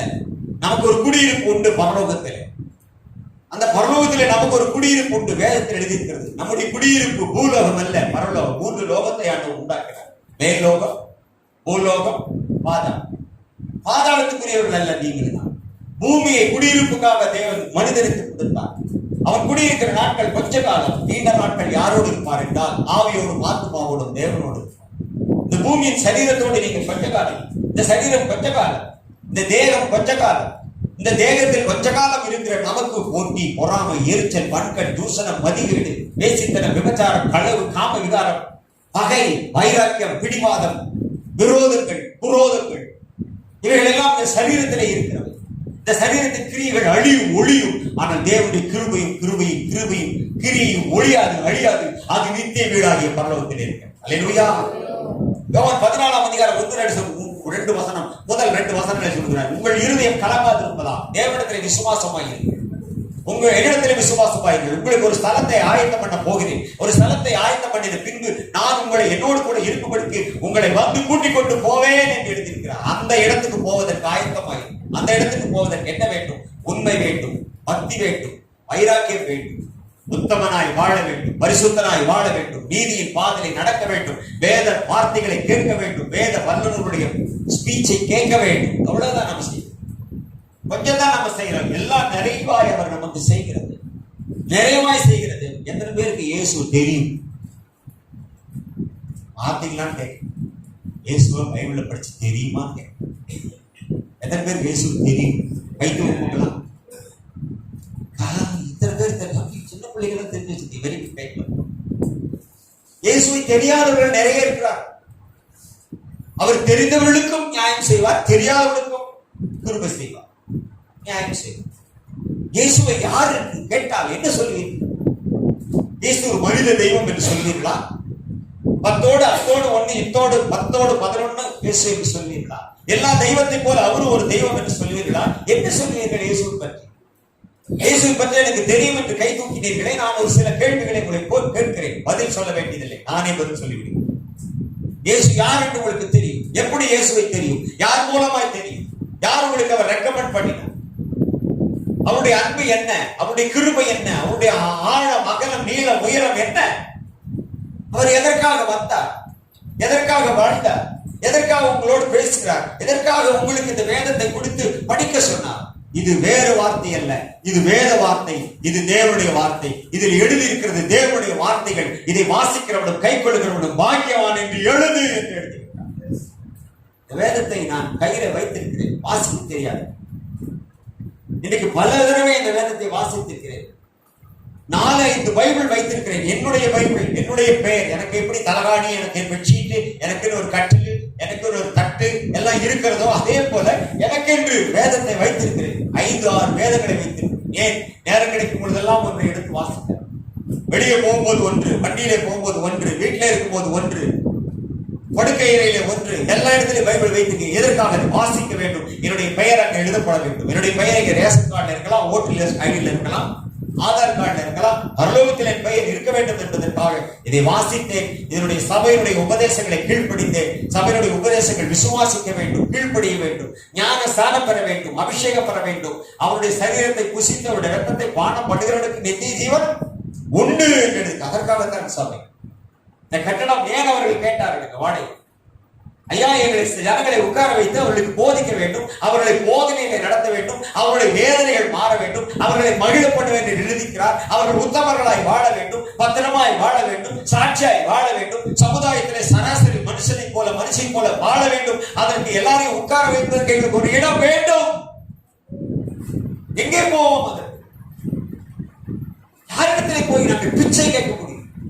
யாரிடத்திலே போய் இலவசமாக கேட்க முடியும்? என்னுடைய வாழ்க்கையில 4 இடத்துல 4 ஏரியாவிலே வாடகை இல்லாமல் ஆலயத்தை நடத்தினேன் என்றால் என்னை பார்த்து நிறைய பேர் கேள்வி கேட்டார். எப்படி ஒரே நாளிலே 4 செய்தி கொடுக்கிறார்? 4 இடத்திலும் ஆராதனையும் நானே, அபிஷேகமும் நானே, பாடலும் நானே, சாட்சியும் நானே, எல்லாம் நானே. எல்லாம் ஆடினால் அழகுராஜா நான் தான். யாருக்கும் இடம் கொடுக்க மாட்டேன். புல்பீட் எல்லாம் கிடையாது. வேதத்தை கையில திருப்பி தூக்கி வைத்துக் கொள்வேன். அதோடு கூட டைரியை வைத்துக் கொள்வேன். 2 கையில ஏந்தி கொண்டு கர்த்தர் சொல்ற 2 மணி நேரம் 3 மணி நேரம் நின்று கொண்டு பிரசங்கிக்க பழகிவிட்டேன். எனக்கு ஒரு புல்பீட் அவசியம் இல்லை, எனக்கு ஒரு பலிபீடம் அவசியம் இல்லை. நானே என்னை பலியாய் கொடுத்திருக்கிறேன். அல்லேலூயா. உங்களுக்கு ஒரு வாஞ்சையை அறிந்திருக்கிறார். உங்களுடைய எதிர்பார்ப்பு என்ன என்பதை அறிந்திருக்கிறார். தேவன் எல்லாவற்றையும் அறிந்திருக்கிறார். இடத்து கையில தூக்கிட்டே இருக்கிறேன்னு சொல்லி இடத்து ஒடிஞ்சு போச்சு. வீட்டுக்கு எங்க போறது? வலது கையில குடிச்சிட்டு பிரசவம் பண்ண முடியாது. பைபிள் எல்லாம் கீழே வச்சு பிரசவம் பண்ண ஆரம்பிச்சு ஒரு கை ஒடிஞ்சு போச்சு. அப்புறம் தான் இந்த வெங்கடேஸ்வர நகர் வளையங்காடு சாமுண்டிபுரத்துல இருக்க வெங்கடேஸ்வர நகர்ல ஆலயத்தை நிறுத்தி வேறொருத்துக்கு கொடுத்து என்னால வர முடியாது. 2 வருஷம் ஸ்கூட்டருக்கு டிரைவர் போட்டு ஓட்டுனேன். ஸ்கூட்டருக்கு டிரைவர் போட்டு வண்டி ஓட்டுனேன். டிரைவர் வண்டி எடுத்து போயிடுவான். போன் பண்ணா வந்து வண்டி எடுத்து போவான். அன்னைக்கு மாதிரி இந்த போன் எல்லாம் கிடையாது. சுத்திர போன் நம்பர் சுத்தினா போன் வரும். கரெக்டா அவன் வண்டி எடுத்துட்டு வருவான், என்னை கூப்பிட்டு போவான் எல்லா இடத்துக்கும். ஒரு இடத்துல ஊழியத்துக்கு போயிட்டு வந்தேன். என்னுடைய ஆடிட்டர் ஒருத்தர் இறந்து போயிட்டாரு 60 அடி ரோட்ல. அவர் தென்னிந்திய திருச்சபையினுடைய மெம்பர். அவர் எம்காம் ஆடிட்டர் ஜான் இறந்து போனார். அவருடைய தம்பி பிரபாகரன் அவரும் பைபாஸ் சர்ஜரி பண்ணி இறந்து போனார். அவருடைய தம்பிக்கு ஆபரேஷன் பண்ணி இறந்து போனார். அவர் ஒரு நாள் கேட்டார், என்ன ஆக்சிடென்ட் ஆச்சுன்னு கேட்டார். அவருக்கு என்னன்னு தெரியாது, நான் சொல்லவே இல்லையா. ஆமாண்ணே, எங்க போய் பேய் ஓட்டிங்கன்னு கேட்டார். கரெக்டா கேட்கிறாரு. தேனியில இருந்து ஒருத்தர் திருப்பூர்ல வந்திருக்காங்க. அவங்க 2 பேரும் கணவன் மனைவி 2 பேருக்கும் எய்ட்ஸ் கன்ஃபார்ம் ஆயிடுச்சு. போய் பயன் பண்ணிட்டு போனேன். ஒரு ஒயர் கம்பி கீழே கிடந்தது, அதுக்கு காலில் தள்ளுனேன். அதுல இருந்து கரெக்ட் என்ன தூக்கி முன்னாடி வீசிச்சு. ஹாஸ்பிட்டல் போய் அட்மிட் ஆயிட்டேன். டாக்டர் கேட்டார், எப்படி விழுந்தேன்? கரெக்டா ஷேக் அடிச்சது. என் நெஞ்சிலெல்லாம் அடிபடலையான்னு கேட்டேன். அப்பதான் யோசிச்சு, ஆமா தூக்கி வீசும்போது நெஞ்சில் அடிபட்டு போடுங்க. நெஞ்சிலையும் அடிபடல, வயிற்றுலையும் அடிபடல, கை மட்டும் ஓடுங்க. இந்த கையில வாட்ச் கட்டியிருந்தேன், வாட்ச் உடஞ்சிருச்சு. இந்த கையில ஒரு சின்ன ஃப்ராக்சர் இரும்பு. இப்பதான் யோசிச்சேன், இந்த பக்கம் விழுந்திருந்தாலும் கரண்ட் கம்பி, இந்த பக்கம் விழுந்திருந்தாலும் கரண்ட் கம்பி. தூக்கி வீசப்பட்டு நான் பாதுகாப்பாய் விழுந்தேன். வாழ்க்கையில் எத்தனையோ சோதனைகள், வேதனைகள், பாடுகள், உபத்திரவங்கள், நிந்தைகள், அவமானங்கள், இழப்புகள், நஷ்டங்கள். ஒரே நாளில் என் மகளும் மருமகளும் என் கண் முன்னே மறித்து போனார். பெட்ரோலை ஊத்தி தீ வைத்துக் கொண்டு மறித்து போனார். என் மகள் காப்பாற்ற போனார், அவளும் மறித்து போனார். என் முகமெல்லாம் வெந்து போனது, என் கைகள் எல்லாம் வெந்து போனது, என் கால்கள் எல்லாம் வெந்து போனது. என்னுடைய பாஸ்டர் வந்து எனக்காக ஜெபித்தார். கட்டு போட்டு உட்கார்ந்து கொண்டு 100 நாள் காலை கீழே கொண்டு 100 நாள் சேர்ல வச்சு கொண்டு போவார். பாத்ரூம்க்கு சேர் வச்சு கொண்டு போவார். சேர்ல ஒரு ஓட்டை போட்டு ஒரு பக்கெட் பண்ணி கொடுத்தார். உபத்திரவங்கள் வந்தது. கிறிஸ்துவுக்காக பாடுகள், நிந்தைகள், அவமானங்கள், கேவலங்கள் எல்லாம் வந்து போய் சந்தோஷம் வரும்போது அனுபவிக்கிறோம், பாடுகள் வரும்போது சகிப்பது. ஏன் என்று குறை கேட்கிறோம். நான் இன்னும் கேட்கவில்லை. ஏன் என் மகள் இறந்தாள், ஏன் என் மருமகன் இறந்தான் என்று நான் ஒரு கேள்வி கேட்கவில்லை. கேள்வி கேட்டாலும் பதில் வராது என்று எனக்கு தெரியும். சந்தோஷமாய் பாடுகள் அனுபவிப்பதற்கு ஆலயம் தேவை, வசனம் தேவை, வார்த்தை தேவை. பிரசங்கிக்கிறவன் இல்லாவிட்டால் எப்படி ஜனங்கள் கற்றுக்கொள்வார்? பிரசங்கிக்கிற நீங்கள் உங்கள் வாழ்க்கையில் இயேசுவை ஏற்றுக்கொண்டு நிந்தைகள், அவமானங்கள், பாடுகள், கேவலங்கள், சகிக்க முடியாத காரியங்கள் இருக்கத்தான் செய்யும். ஆனால் உங்களை கைவிடாத ஒரு தேவன் உண்டு. அல்லேலூயா. ஆலயத்தில் ஒரு கிட்னி ஃபெயிலியரா வந்தார். ஜோசி பார்த்து தான் வந்தார். 6 மாசத்துல செத்து போவேன்னு சொன்னாங்க. 12 வருஷம் உயிரோடு. வயிற்றுக்குள்ள 4 கிட்னி. ஒரு கிட்னியை மாத்து கிட்னி செஞ்சாங்க, அது ஃபெயிலியர். ஏற்கனவே 2 கிட்னி ஃபெயிலியர். ஒண்ணு வச்சாங்க, அது ஃபெயிலியர். அதுக்கப்புறம் தான் அவங்க அம்மா கிட்னி வச்சிருக்காங்க. எத்தனை கிட்னி? 4 கிட்னி. 3 கிட்னி டம்ப் பண்ணி வச்சிருக்காங்க. ஒரு கிட்னி தான் வேலை செய்யும். 12 வருஷம் உயிரோடு இறந்து போனார். போன மாசம் அவர் மறித்து போனார். எல்லாம் கேட்டாங்க, ஆலயத்து வந்தாரே, கைவிட்டாரே, மறித்து போனாரே. அந்த சபத்தை எடுக்கும் பொழுது நான் ஜெபித்தேன். எல்லாம் ஒரே போட்டி. எங்க புறப்படிதான் நான் நடக்க பண்ணுவோம். நான் ஒரே ஒரு சம்பளம் கேட்டேன். 12 வருஷமா எங்க ஆலயத்துக்கு வந்திருக்காங்க. அதுக்கு ஈடா நான் ஒரு பாக்ஸ்ல மட்டும் வச்சுக்கிறேன். நீங்க பாடையெல்லாம் செய்ய வேண்டாம், நான் பாக்ஸ் செஞ்சுக்கிறேன், அதுல மட்டும் அனுமதி கொடுங்க. எல்லாம் பேசினாங்க. அவர் உயிரோடு இருப்பதே சொல்லிட்டாங்க, என்னை கிறிஸ்துவ மறுபடி அடக்கம் பண்ணுங்க. அதனால அவங்க மனைவியும் பிள்ளைங்களும் சொன்னாங்க, இல்லை எங்க அப்பாவை மாஸ்டர் என்ன சொல்றாரோ அது மாதிரிதான் கேட்கணும். எல்லாம் வந்தாங்க. சரி பெட்டியில வச்சிருங்க, ஆனா சிலுவை வைக்க கூடாது. சரி பரவாயில்ல, அடக்கம் பண்ணிட்டோம். அடக்க ஆராதனைக்கு போனோம். கேட்டாங்க, ஏன் கர்த்தர் காப்பாற்ற முடியும்? சொன்னேன், ஒரு கிட்னி டிரான்ஸ்ஃபர்மேஷன் பண்ணா 4 வருஷம். 3 வருஷம் தான் கிடக்கு. 4 வருஷம் உயிரோடு இருந்தது பெருசு. 12 வருஷம் உயிரோடு இருந்தார். யார் செய்த அற்புதம் தெரியுமா? என் இயேசு செய்தார். என் இயேசு 12 வருஷம் அவருக்கு ஆயுசு நாளை கூட்டி கொடுத்திருந்தார். வேதத்தில் எழுதியிருக்கிறது, என் மகனே என் வார்த்தைகளை கேளு, அப்பொழுது உன் ஆயுசின் வருஷங்கள் அதிகமாகும். என் மகனே என் வார்த்தைகளை ஏற்றுக்கொள், அப்பொழுது உன் ஜீவனாள்கள் பெருகும். நீதிமொழிகள் 4:10, நீதிமொழிகள் 9:27 எழுதியிருக்கிறது. வேதத்தில் இருக்கிறது. என் வார்த்தைகளை கேள் என்று எழுதியிருக்கிறது. அந்த வார்த்தைகளை கேட்கிறதற்கு தான் நீங்கள் இங்கு வருகிறீர்கள். உன் ஆயுசு நாட்களை பெருகப்படுவதற்காகத்தான் நீங்கள் வருகிறீர்கள். ஆலயம் எதற்காக கூடி ஜெபிக்க வேண்டும்? வேதம் எங்களுக்கு இருக்கிறது. நாங்கள் வீட்டிலே ஜெபித்துக் கொள்கிறோம், வீட்டிலே குடும்ப ஜெபம் பண்ணுகிறோம், டிவியிலே நிறைய மெசேஜ் வருகிறது, கேட்டுக்கொள்கிறோம். அதற்கல்ல தேவனுடைய ஆலயம். 6 நாள் உன்னுடையது, 1 நாள் என்னுடையது. என்னுடைய ஓய்வு நாளில் பரிசுத்தமாய் கொண்டாடு. அதை வா, ஆலயத்துக்கு ஆராதனை பண்ணு, தேவனை துதி, ஜெபி. அதற்குத்தான் ஆலயம் என்றால் எனக்கு என்ன என்று தெரிவது? ஏன் ஆலயத்துக்கு வருகிறோம்? எதற்காக வருகிறீர்கள்? நீ கேட்டீங்கல்ல, அடுத்த வாரத்தில் வரமாட்டேங்கிறீங்களா? வர வேண்டும். 6 நாள் உனக்குரியது, 1 நாள் கர்த்தருக்குரியது. அந்த நாளில் மனமகிழ்ச்சி நாள். அது உன்னுடைய வாழ்க்கையிலே மனமகிழ்ச்சி கொண்டு வரும். இழப்பு இருக்கலாம் ஒரு பக்கம், துன்பம் இருக்கலாம் ஒரு பக்கம், வேதனை இருக்கலாம் ஒரு பக்கம், மரணம் இருக்கலாம் ஒரு பக்கம், கண்ணீர் இருக்கலாம் ஒரு பக்கம், கடன் தொல்லை இருக்கலாம் ஒரு பக்கம், கெட்ட பேர், கலக்கம் எல்லாம் மாறி மாறி வந்து கொண்டுதான் இருக்கும். உலகத்தில் உங்களுக்கு உபத்திரம் உண்டு, ஆனாலும் எடுத்துக்கொள்ளுங்கள், நான் மரணத்தை ஜெயித்தேன். தேவன் மரணத்தை ஜெயித்தவர் நம்மோடு இருக்கிறார். மரணத்தை ஜெயித்தவருடைய வார்த்தை எனக்கு இருக்கிறது. மரணத்தை ஜெயித்தவருடைய கிருபை என் மேல் இருக்கிறது. மரணத்தை ஜெயித்தவருடைய வல்லமை வார்த்தை எனக்கு இருக்கிறது. தேவன் அற்புதங்களை செய்கிறவர் இன்றைக்கு உயிரோடு இருக்கிறார். பாடுகளை குறித்து, நிந்தைகளை குறித்து, அவமானங்களை குறித்து கவலைப்பட வேண்டாம். உங்களை குறித்து ஒரு நோக்கம் வைத்திருக்கிறார். உங்களை குறித்து ஒரு திட்டம் வைத்திருக்கிறார். அந்த நோக்கத்தை நீ நிறைவேற்ற வேண்டும். எதற்காக நீ அழைக்கப்பட்டாயோ அதை நீ பெற்றுக்கொள்ள வேண்டும் என்று தேவன் உண்மையை நோக்கமாயிருக்கிறார். இதுதான் உங்களுக்கும் எனக்கும் செய்ய வேண்டிய ஒரு காரியம். 1 பேதுரு 5ஆம் அதிகாரம் 6ஆம் வசனம். ஆகையால் ஏற்ற காலத்தில் தேவன் உங்களை உயர்த்தும்படிக்கு அவருடைய பலத்த கைக்குள் அடங்கி இருங்கள்.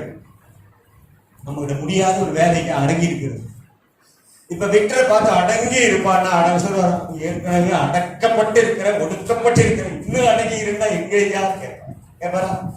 என்ன பார்த்து பாஸ்டர் நீங்க அடங்கி இருக்கன்னா இருப்பனா? எனக்குள்ள இருக்கிற நான் அடங்குவேன். என் ஆவி அடக்கா. அது அடம்பிடிக்கிறது அல்ல, அது அடங்காது. ஆனால் அவர் உங்களை உயர்த்த வேண்டும். ஆனால் அடங்கி இருக்க வேண்டும். அடங்கி இருக்கணும். உங்களுக்கு ஒரு ஞாபகம் வரணுமே, வரலையா? இன்னொரு இடத்துல அடங்கி இருக்கு சொல்றாரு, சொல்ல முடியும். ஆகாது போன ஆகார் நாச்சியாரை விட்டு ஓடி போனார். ஆதியாகமம் 16ஆம் அதிகாரம் 9ஆம் வசனம் 8ஆம் வசனம் படிச்சு பாருங்க.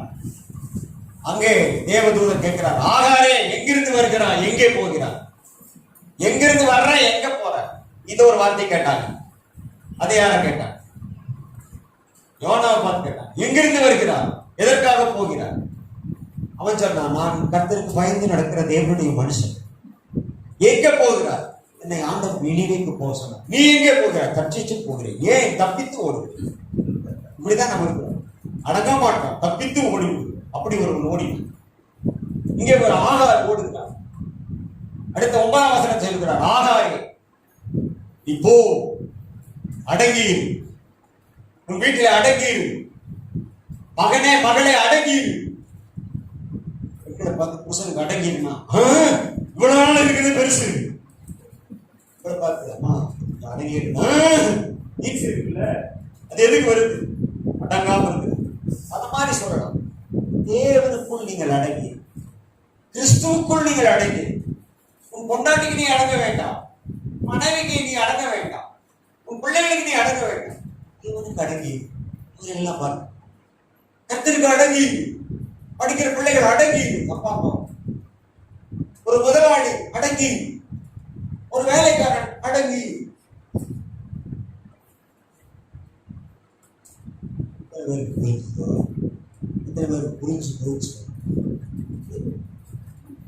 வேதத்திலே நல்ல ஆசீர்வாதமான வார்த்தைகள் உண்டு. அடங்கி என்ற வார்த்தை அடங்காத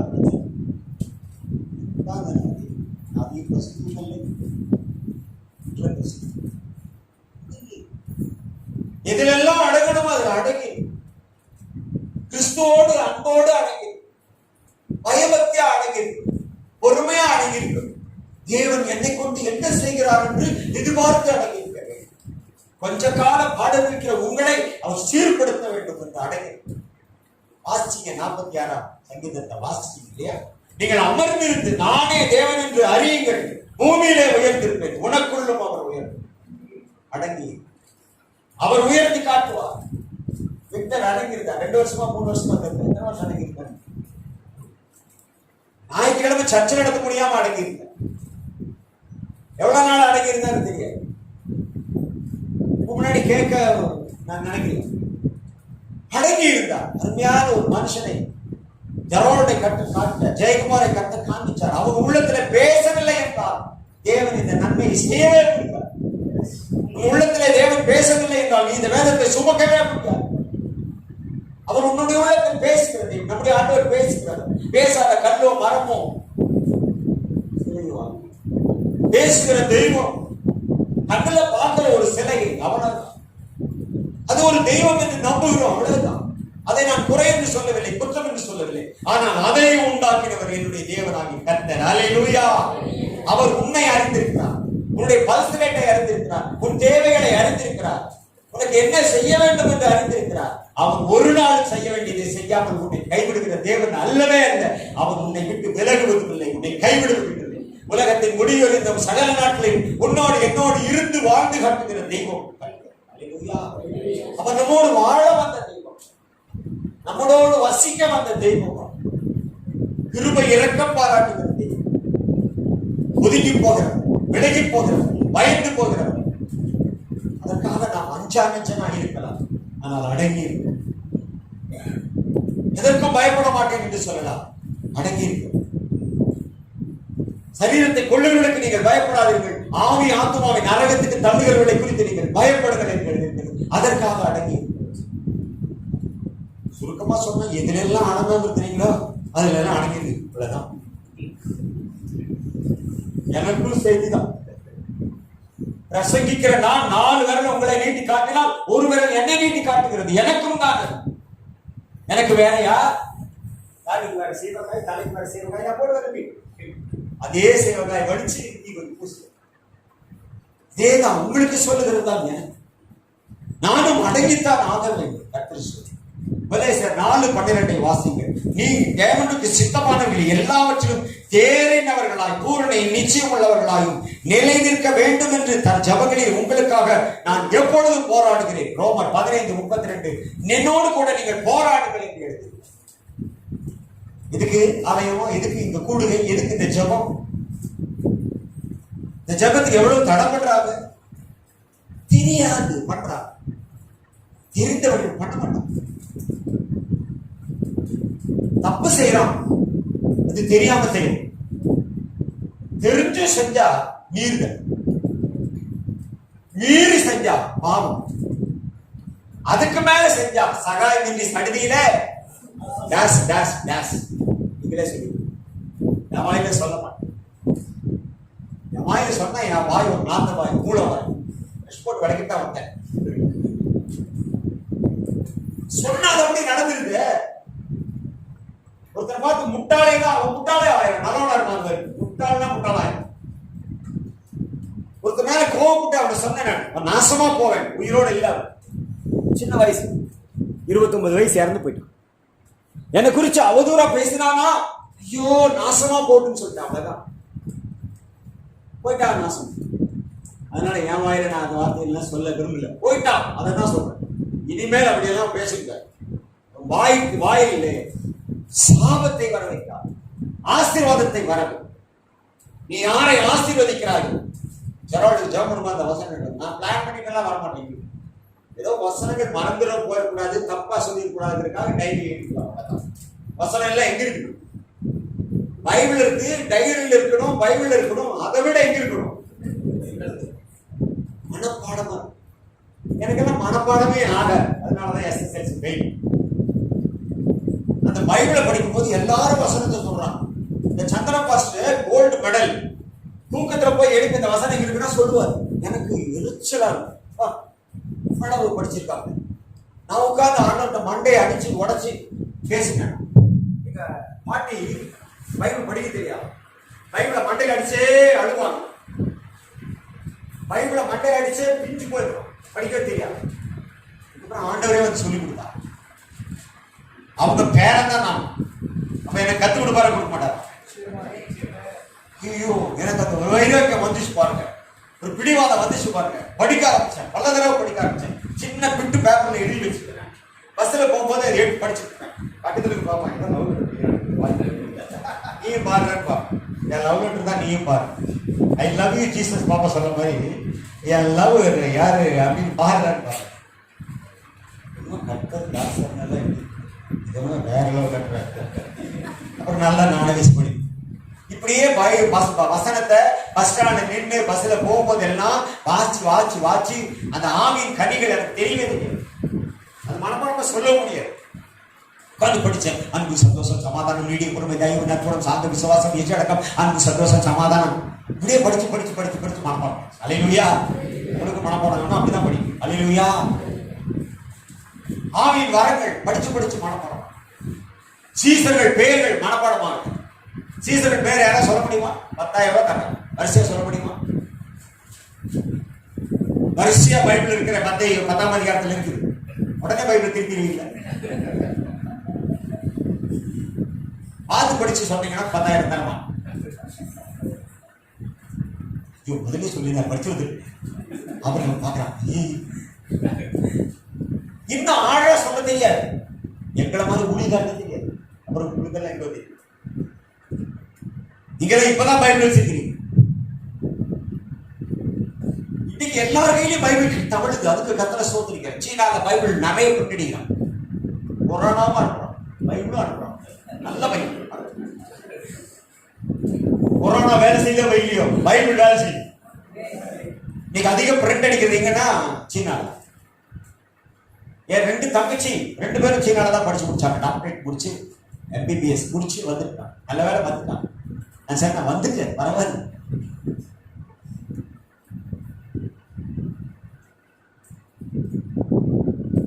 சிலருடைய மனதில் ஓடுது, இந்த பாஸ்ட் எந்த கொடுத்தாங்க. நானும் திருப்பூர் தான் பிச்சைப்பாளையம் பகுதியில் பிறந்தேன்.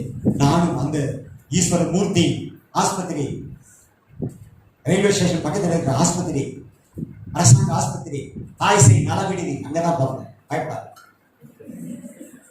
இந்த மண்ணின் மைந்தன் தான். இந்த திருப்பூர் மாநகரில் பிறந்தவன் தான். 4 தலைமுறை என் சொந்த ஊர் திருப்பூர்.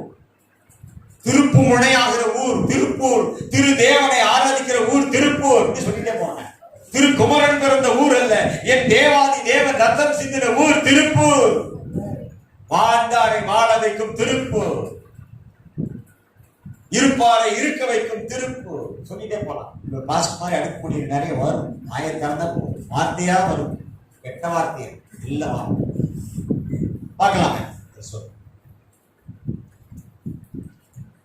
கொலை செய்ய படிச்சீங்க நீங்க. நீங்கள் தேவனுக்கு சித்தமானதை மட்டும் செய்யுங்க. எபிரேயர் 3:6. முடிவு வருங்க உறுதியாய் பற்றிக் கொண்டிருப்பவன் ஆகில் நாமே அவருடைய வீடாய் இருப்போம். 7ஆம் வசனம். பரிசுத்த ஆவியானவர் சொல்லுகிறபடி இன்று அவருடைய சத்தத்தை கேட்பீராகில் நீங்கள் வனாந்தரத்திலே கோபப்பட்டிருந்தது போல, உங்கள் இருதயத்தை கடினப்படுத்தினது போல நீங்கள் உங்கள் இருதயத்தை கடினப்படுத்தாதீர்கள். அதற்குத்தான் இந்த ஆலயம், அதற்குத்தான் இந்த கூடுகை, அதற்குத்தான் இந்த ஜெப முகாம், அதற்குத்தான் இந்த ஓய்வு நாள் ஆராதனை, அதற்குத்தான் இந்த பரிசுத்த ஸ்தலம், அதற்காகத்தான் பலிபீடம், அதற்காகத்தான் வேதம். இருதயத்தை கடினப்படுத்தாது. இன்று அவருடைய சத்தத்தை நீங்கள் காதிலே கேட்பீர்களேனால் அவரை கோபமூட்டினது போல நீங்கள் கோபமூட்டார். அவரை கோபமூட்டினவர்கள் எல்லாம் மாண்டு போனார். அவரை பிழிப்படுத்தின சந்ததிகளின் பிள்ளைகள் தான் நீங்களும் நான் வாழ்வோம்.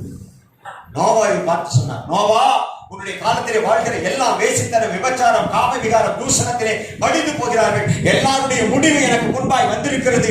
ஆனால் நீ ஒரு பேழையை செய், கொப்பேறு மரத்தினால் ஒரு பேழையை உண்டு கொண்டு நீயும் சேம் காம் யாப்பேத்து உன் குடும்பமும் அதற்குள் போங்கள். நான் இந்த உலகத்தின் மக்களை அழித்து போடுவேன். வானத்திலிருந்து 40 நாள் மழை பெய்தது. பூமியின் கண்கள் எல்லாம் திறந்து மழை வெள்ளம் பூமியில் இருந்து ஊற்றுகள் புறப்பட்டு வந்தது. 40 நாள் அரராத் என்ற மலையே போய் அந்த பேழை நிற்கிற அளவுக்கு மழை பெருக்கமாய் வந்தது. அங்கிருந்து ஒரு காகத்தை எழுப்பினார், திரும்பி வரவில்லை. ஒரு புறாவை எழுப்பினார், திரும்பி வந்தது. அதுதான் பரிசுத்த ஆவியானவர் உங்களையும் என்னை ஆட்சி தட்டுகிறார். யோவான் 16:18 நான் உங்களை திக்கற்றலாய் விட உங்களிடத்திலே வருவேன், பரிசுத்த ஆவியானவர் உங்களை வந்து தேற்றுவார். He is a comforter. He is a God only Spirit. அவர்தான் பரிசுத்த தேவன். அவர் உங்களுக்குள்ளே இருந்து உங்களை சத்தியத்தில் நடத்துவார், உங்களை திக்கற்று போக விட மாட்டார்.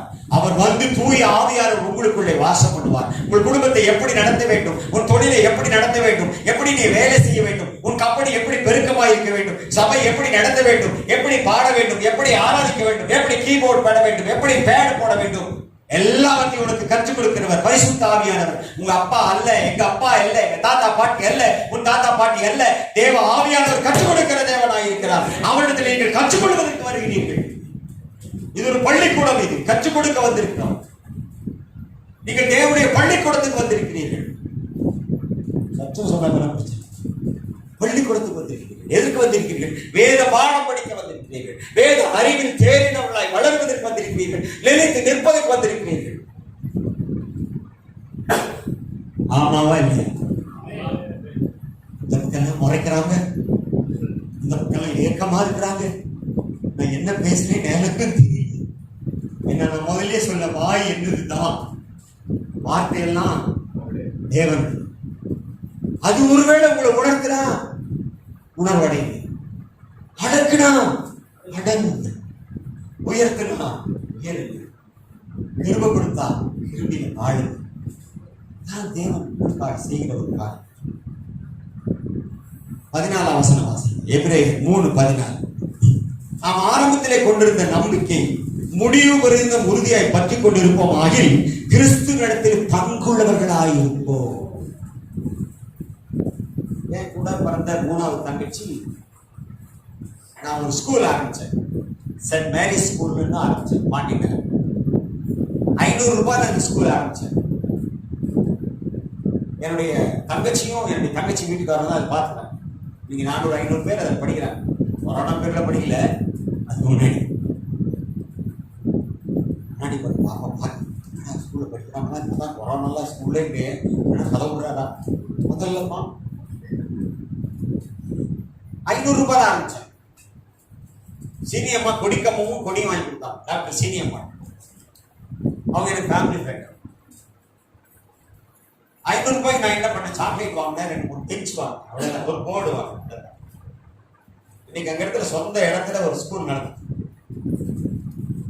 அவங்க எல்லாம் இன்னைக்கு ரோமன் கத்தோலிக்க சபை பங்கை சார். போன மாசம் அவங்க பொண்ணுக்கு நிச்சயமாச்சு. 2 ஃபாதர் வந்திருந்தாங்க. ஃபாதர் எந்த பங்குன்னு கேட்டேன். நாங்க அங்க குன்னத்தூர் பக்கத்துல இருக்கிற மரியபுரம் பங்கு. ரொம்ப நல்லதுப்பா. அவரோட உட்கார்ந்து பேசி ஜெயிச்சு ஆராதனை பண்ணி அந்த பிள்ளைகளை ட்ரெஸ் பண்ணி இந்த நிச்சயதார்த்தத்தை ஒரு வசனம் வச்சோம். அவரே நமக்கு பங்கு.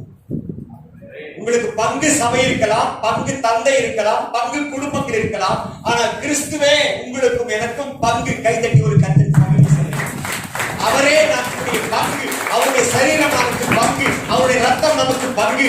இதை புசித்து பாடப்படுகிறவனுக்கு நித்திய ஜீவன் உண்டு. அதுவே உங்களுக்கும் எனக்கும் பங்கு. வேற ஒரு பங்கு இந்த பூமியோட சரி, ஆனால் அந்த பங்கு என்றும் அழியாத பங்கு. கிறிஸ்து உங்கள் பங்கு தான்.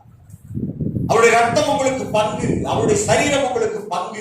விட்டு கொடுத்திருக்கிறார். புசியுங்கள், நித்திய ஜீவனை பெற்றுக். அவ்வளவு அழகான பங்கு நம்முடைய தேவன். பங்கு தந்தை, பங்கு தேவன் இருக்கிறாங்க. உறுதியாக இருக்கு. நீங்கள் எந்த ஓட்டத்தில் ஓடுகிறீர்களோ அதே ஓட்டத்தில் ஓடுங்க. ட்ராக் மாதிரி ஓட வேண்டாம். ரயில் தண்டவாளத்தில் தான் போடும். ரயில் தண்டவாளத்தில் பஸ் ஓட்ட முடியுமா? அப்படிதான் தண்ணியில ஓட்ட முடியுமா? ரயில் எத்தனை பேருக்கு விளங்குச்சு? விளங்கினவங்க ரயில் சொல்லுங்க. இதுக்கும் விளங்கலன்னா நான் எப்படி வளர்க்கிறது? நீங்கள் எந்த பாதையில் போகிறீர்களோ அந்த பாதையை போங்கள். கிறிஸ்துவை நோக்கி போங்கள், அவருடைய பங்கை நோக்கி போங்கள், அவருடைய ரத்தத்தை நோக்கி போங்கள், அவருடைய இரக்கத்தை நோக்கி போங்கள், அவருடைய பரிசுத்தத்தை நோக்கி போங்கள், அவருடைய அன்பை நோக்கி போங்கள், அவருடைய அடைக்கலத்தை நோக்கி போங்கள். அந்த பங்கிலே உங்களுக்கு தேவன் கொடுப்பார் ஒரு பங்கு. அதுதான் சரியான பங்கு. அதை நீ இன்று பெற்றுக்கொள்ள தப்பாங்க. அல்லேலூயா. எனக்கு ஒரு வார்த்தைன்னா ரைனிங்கா வந்துட்டே இருக்கு. ஒரு வீட்டுக்கு ஏசி போனாங்க. எந்த வீட்டுக்கு போனாலும் நீங்களே கண்டுபிடி. அந்த வீட்டுல 2 பேர் இருந்தாங்க. இந்த 2 பேருக்கும் எப்பவுமே போட்டி. ஏசுநாதர் வந்தோன்னும் போட்டி. என்னை தனியே வேலை செய்யும்படி அவள் விட்டு விட்டு போயிருக்காள், அவளை நீ வேலை செய்யும், அவளுக்கு உதவி செய்யும் என்று நீங்க சொல்லக்கூடாதா என்று கேட்கிறார். அவர் சொல்கிறார், அவள் பேரை சொல்லி, டேஸ் டேஸ் டேஸ், நீ அநேக காரியங்களை குறித்து கவலைப்பட்டு கலங்குகிறாய், தேவையானது ஒன்று, டேஸ், தன்னை விட்டு ஈடுபடாத நல்ல பங்கை. யார் அந்த பங்கை பெற்றவள்? யார் அந்த பங்கை இழந்தவள்? எந்த லிஸ்ட்ல நீங்கள் இருக்கிறீர்கள்?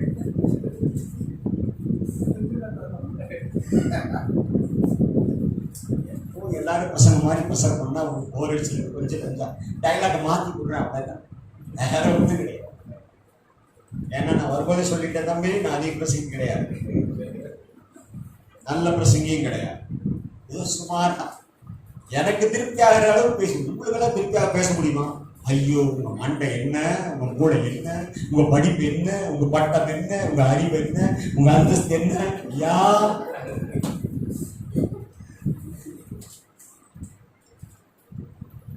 2 மணி நேரம் தேவனுடைய ஆலயத்தில் உட்கார்ந்துட்டா உங்களை மறந்துருங்க, உங்க வீட்டை மறந்துருங்க, எல்லாம் மறந்துருங்க, மறந்துருங்க, தண்ணி குடிக்கிறது மறந்துருங்க, தேவனுடைய வார்த்தையோடு கலந்துருங்க. அது உங்களை கொண்டு போகும் பண்றது. அல்லேலூயா. வரும்போது வெளியில நினைச்சேன், மறந்து பிரயர் பண்ணும்போதும் நினைச்சேன், சரி ஏன் ஓவர் அதிக பிரசங்கி தரப்பாங்க. நீங்க சர்ச்சுக்குள்ள வரும்போதே இப்ப சொல்றேன், கையில தலைமையில கை வச்சு ஜவுனி வாங்கல, அசுவே இயேசுவே உங்க சர்ச்சுக்குள்ள போறேன், உங்க ஆலயத்துக்குள்ள போறேன், எங்களுக்கு தேவையான வார்த்தைகள் வரட்டும், தேவையில்லாத சிந்தனை, தேவையில்லாத யோசனை, தூக்க மயக்கங்கள், சோர்வுகள், பலவீனங்கள், எல்லா பலவீனங்களையும் எடுத்து போட்டு எங்களை புது மனுஷியா இந்த வார்த்தைகளை காதுல கேட்க எனக்கு அருள் செய்யுங்க அப்படின்னு ஜவுனி உள்ளவா. ஏன்னா நிறைய பேர் உள்ள வந்துதான் தூங்குவான். இது ரெஸ்ட் பிளேஸ், இது இளைப்பாறுகிற ஸ்தலம், இது தூங்குகிற இடம், இது நிசப்தமான இடம். இங்கே யாரும் பக்கத்தில் இருக்கிறவர்களை தூங்குகிறார்கள் என்று எட்டி பார்க்கவும் மாட்டார். அதனால உங்க இஷ்டத்துக்கு நீங்கள் தூங்கி விடாதபடிக்கு நீங்கள் வெளியிலே வரும்பொழுது உங்கள் தலையிலே முடியவில்லை என்றாலும் கை வைத்து நீங்கள் ஜெபித்து வாருங்கள். அது உங்களை காப்பாற்றும், அது உங்களுக்கு வளர வைக்கும். பேசுறதெல்லாம் தீர்த்து பேசுவோம். அப்படி எடுத்துக்கிறது. கையெல்லாம் வைக்க வேண்டாம், கையெல்லாம் அடிக்க வேண்டாம், கோப்பெல்லாம் வைக்க வேண்டாம், அது வளரும். பூமியின் விளைச்சல்களை விளைய செய்கிற தேவன் உன் ரோமங்களை வளர செய்வார். அதை நீ விளைச் செய்ய முடியாது, அதை நீ கலர் மாற்ற முடியாது. அதுக்காக நீ எல்லாருக்கும் இவருக்கு ஆரம்பத்திலே கொண்டிருந்த விசுவாசத்தில் உறுதியாய் யோவான் 15ஆம் அதிகாரம் கடைசியாக நான் சொல்லி நிறைவு செய்கிறேன். யோவான் 15ஆம் அதிகாரம் 4, 5, 6, 7 வசனங்களை வாசி பாருங்கள். என்னில் நிலைத்திருங்கள், நான் உங்களில் நிலைத்திருப்பேன். 7ஆம் வசனம், நீங்கள் கேட்டுக்கொள்வது எதுவோ அது உங்களுக்கு செய்யப்படும். நீங்கள் என்னிலும் என் வார்த்தை உங்களிலும் நிலைத்திருந்தால் நீ கேட்டுக்கொள்வது எதுவோ அது உங்களுக்கு செய்யப்படும். எழுதியிருக்கா இல்லையா? 7ஆம் வசனம் தான் படிங்க. நீங்கள் என்னிலும் என் வார்த்தைகள் உங்களில் நிலைத்திருந்தால் நீங்கள் கேட்டுக்கொள்வது எதுவோ அது உங்களுக்கு செய்யப்படும். உங்களுக்கு, உனக்கு மட்டுமல்ல தம்பி, உங்களுக்கு செய்யப்படும். அதுதான் இந்த வேதம், அதுதான் இந்த மகத்துவம்.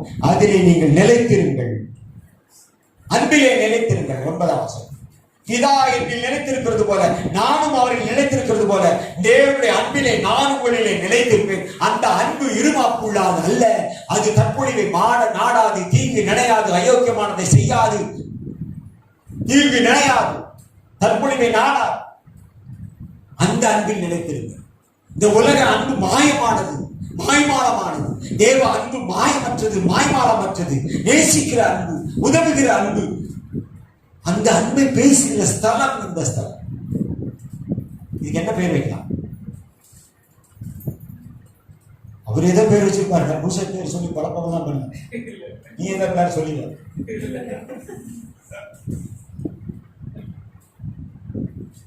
அவர் என்கிட்ட வந்து உட்கார்ந்து, அண்ணா இது உங்க சபை, உங்க பிரான்ச் வச்சுங்க. அதுவும் வம்பு. நம்ம அன்பை குறித்து பேசுகிறோம், வம்புக்கு ஆளாகும். தேவ அன்பு உனக்கு இருக்கிறதா? ஜெயக்குமாரை பார்த்தோன்னு சொன்னேன், இவங்க சொந்தம் என்று சொன்னேன். எதை வச்சு சொன்னேன்? அவர்கள் உடம்புல ஓடுது அதே சிகப்பு ரத்தம், அன்பு ரத்தம். என்னுடைய உடம்பிலே ஓடுகிற அதே சிகப்பு ரத்தம், அன்பின் ரத்தம். என் இயேசுவுக்கு ஓடின அதே ரத்தம், அன்பின் ரத்தம். அந்த ரத்தத்தில் நீங்கள் நான் உடன்படிக்கை பண்ணின பிள்ளைகள், ஒரு தாய் பிள்ளைகள், ஒரு தகப்பனுக்கு பிறந்த பிள்ளைகள்.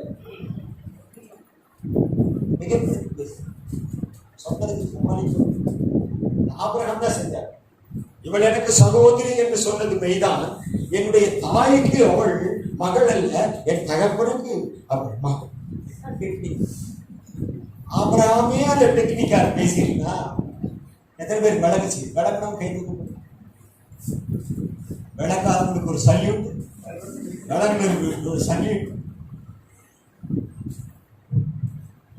இலைமறை காயாய் தேவன் உங்களோடு பேசி, எத்தனை பேரோடு பேசியிருக்கிறார்? ஏதோ ஒரு வார்த்தையாகும். ஒவ்வொருவரோடு பேசி கொண்டவரை என்று ஜெபித்தது நான் எங்கேயும் போவேன். என்னோட நீ பேசினாரு சொல்றவங்க கை தூக்க.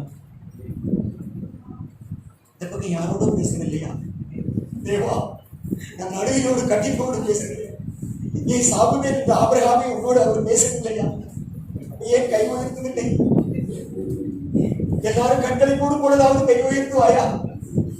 ஏக்கத்தோடு கேட்கிறேன். இப்படி இருந்தா எப்படி நடக்கும்? ஏதாவது ஒரு வார்த்தை உனக்கு டச் ஆகுது. எத்தனை பேருக்கு அப்படி டச் ஆச்சு? டச்சு கை தூக்க முடியும். டச்சு ஸ்டிக்கிங் மாதிரி, டச்சு ஸ்டிக்கிங் மாதிரி எடுத்துக்க பாரு.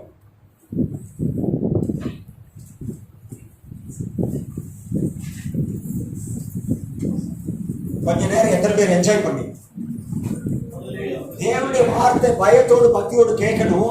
என்ஜாய் பண்ணி கேட்கணும். எப்படி என்ஜாய் பண்ணி சர்ச்சுக்கு போகும்போது பாஸ்டர் வந்து அடிக்கடி வாய் திறந்து சொல்லுங்க. போனாலும் அலையில சொல்லு, கையை உயர்த்தி சொல்லு, எதிர்த்து சொல்லு, ஏற்கனவே சொல்லி செய்ய வந்துருக்கு. அதனால எனக்கு சகிக்கவே முடியாது. கைதுக்கு சொன்னாலும் கேட்க மாட்டேன், எந்திரிக்க சொன்னாலும் எந்திரிக்க மாட்டேன், பாட சொன்னாலும் பாட மாட்டேன். அப்படியே இடிச்சு வச்ச பிள்ளையார் மாதிரி இருப்பேன். ஆனா நீங்களோ சர்ச்சுக்கு அப்படின்னு சபை, இது தேவனுடைய இடம், இங்க பிரசங்கிக்கிறாங்கன்னு உள்ள வந்துட்டா அங்க முன்னாடி நின்று யாரு டியூன் பண்ணாலும் அது மாதிரி கோஆபரேட் பண்ணுங்க.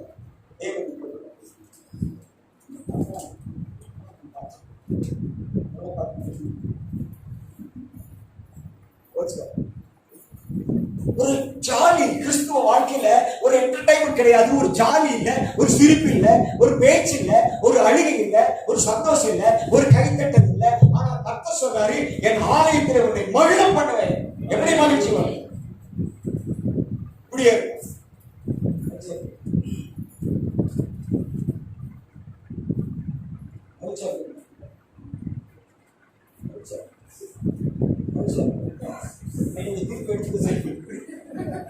யாரும் எடுக்க மாட்டாங்க.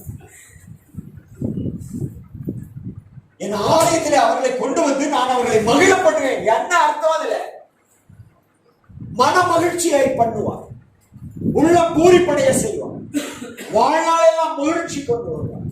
புருஷன் இறந்துட்டானா, பையன் இறந்துட்டானா, சந்தோஷம் சந்தோஷம் தான். அந்த சந்தோஷத்தை எவனும் கெடுக்க முடியாது.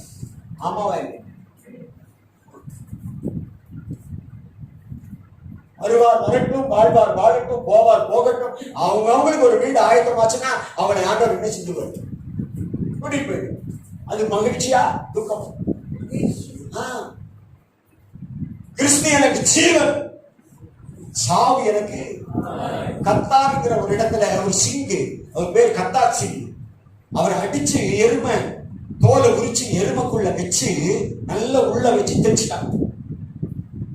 எருமைக்குள்ள வச்சு தைச்சா எப்படி இருக்கும்? எருமை தோலுக்குள்ள உள்ள வச்சு தைச்சு வீதியில போட்டாங்க, வெயில்ல கரணம். அப்படியே அந்த தோல் இருக இவன் உடம்பு இறுகி சாகுக்காக போட்டான். ஒரு விரலை மட்டும் வெளியே விட்டான். கிறிஸ்து எனக்கு ஜீவன், சாவு எனக்கு ஆதாயங்கள். அதை வந்து அதை எல்லாரும் போய் சொல்றாங்க. எடுத்தா கத்தாசி அந்த ராஜா வந்து பாக்குறாங்க. கிறிஸ்து எனக்கு ஜீவன், சாவு எனக்கு, சாவு ஆதாயமா நஷ்டமா?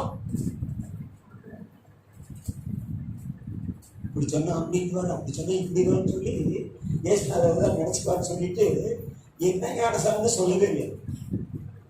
கேட்கிறேன், யோவான் கொடுத்த ஞானஸ்தானம் தேவனால் உண்டானதா மனுஷனால் உண்டானதா என்று இயேசுநாதர் கேட்கும் பொழுது அவர்கள் இப்படி சொன்னார், அப்படி சொல்லி விடுவார், அப்படி சொன்னார், இப்படி சொல்லுவார் என்று மௌனமாய் உங்களை போல என்னை போல இருந்திருந்தார். உடனே அந்த ராஜா வந்து படிச்சு பார்த்துட்டு பைபிள் படிச்சு பார்க்க, அமெரிக்காவுடைய கண்ட்ரோல்ல இன்றைக்கும் கத்தார் நிறை இயங்குகிறது என்றால் அன்றைக்கு ஒரு கத்தாட்சி கோதுமை மணி நிலத்தில் விழுந்து மடிந்தது இன்றைக்கு பல கோடி பலன் கொடுக்கிறது கத்தார் என்ற மாநாடு. அந்த அரபு நாடு உங்களை என்னை வாழ வைக்க வந்தது, சாகடிக்க வந்தது, இடறி போக பண்ண வந்தது, இவங்களை கெட்டு போக பண்ண வந்தது. இயேசு கிறிஸ்து எதற்காக உலகத்துக்கு வந்தார்?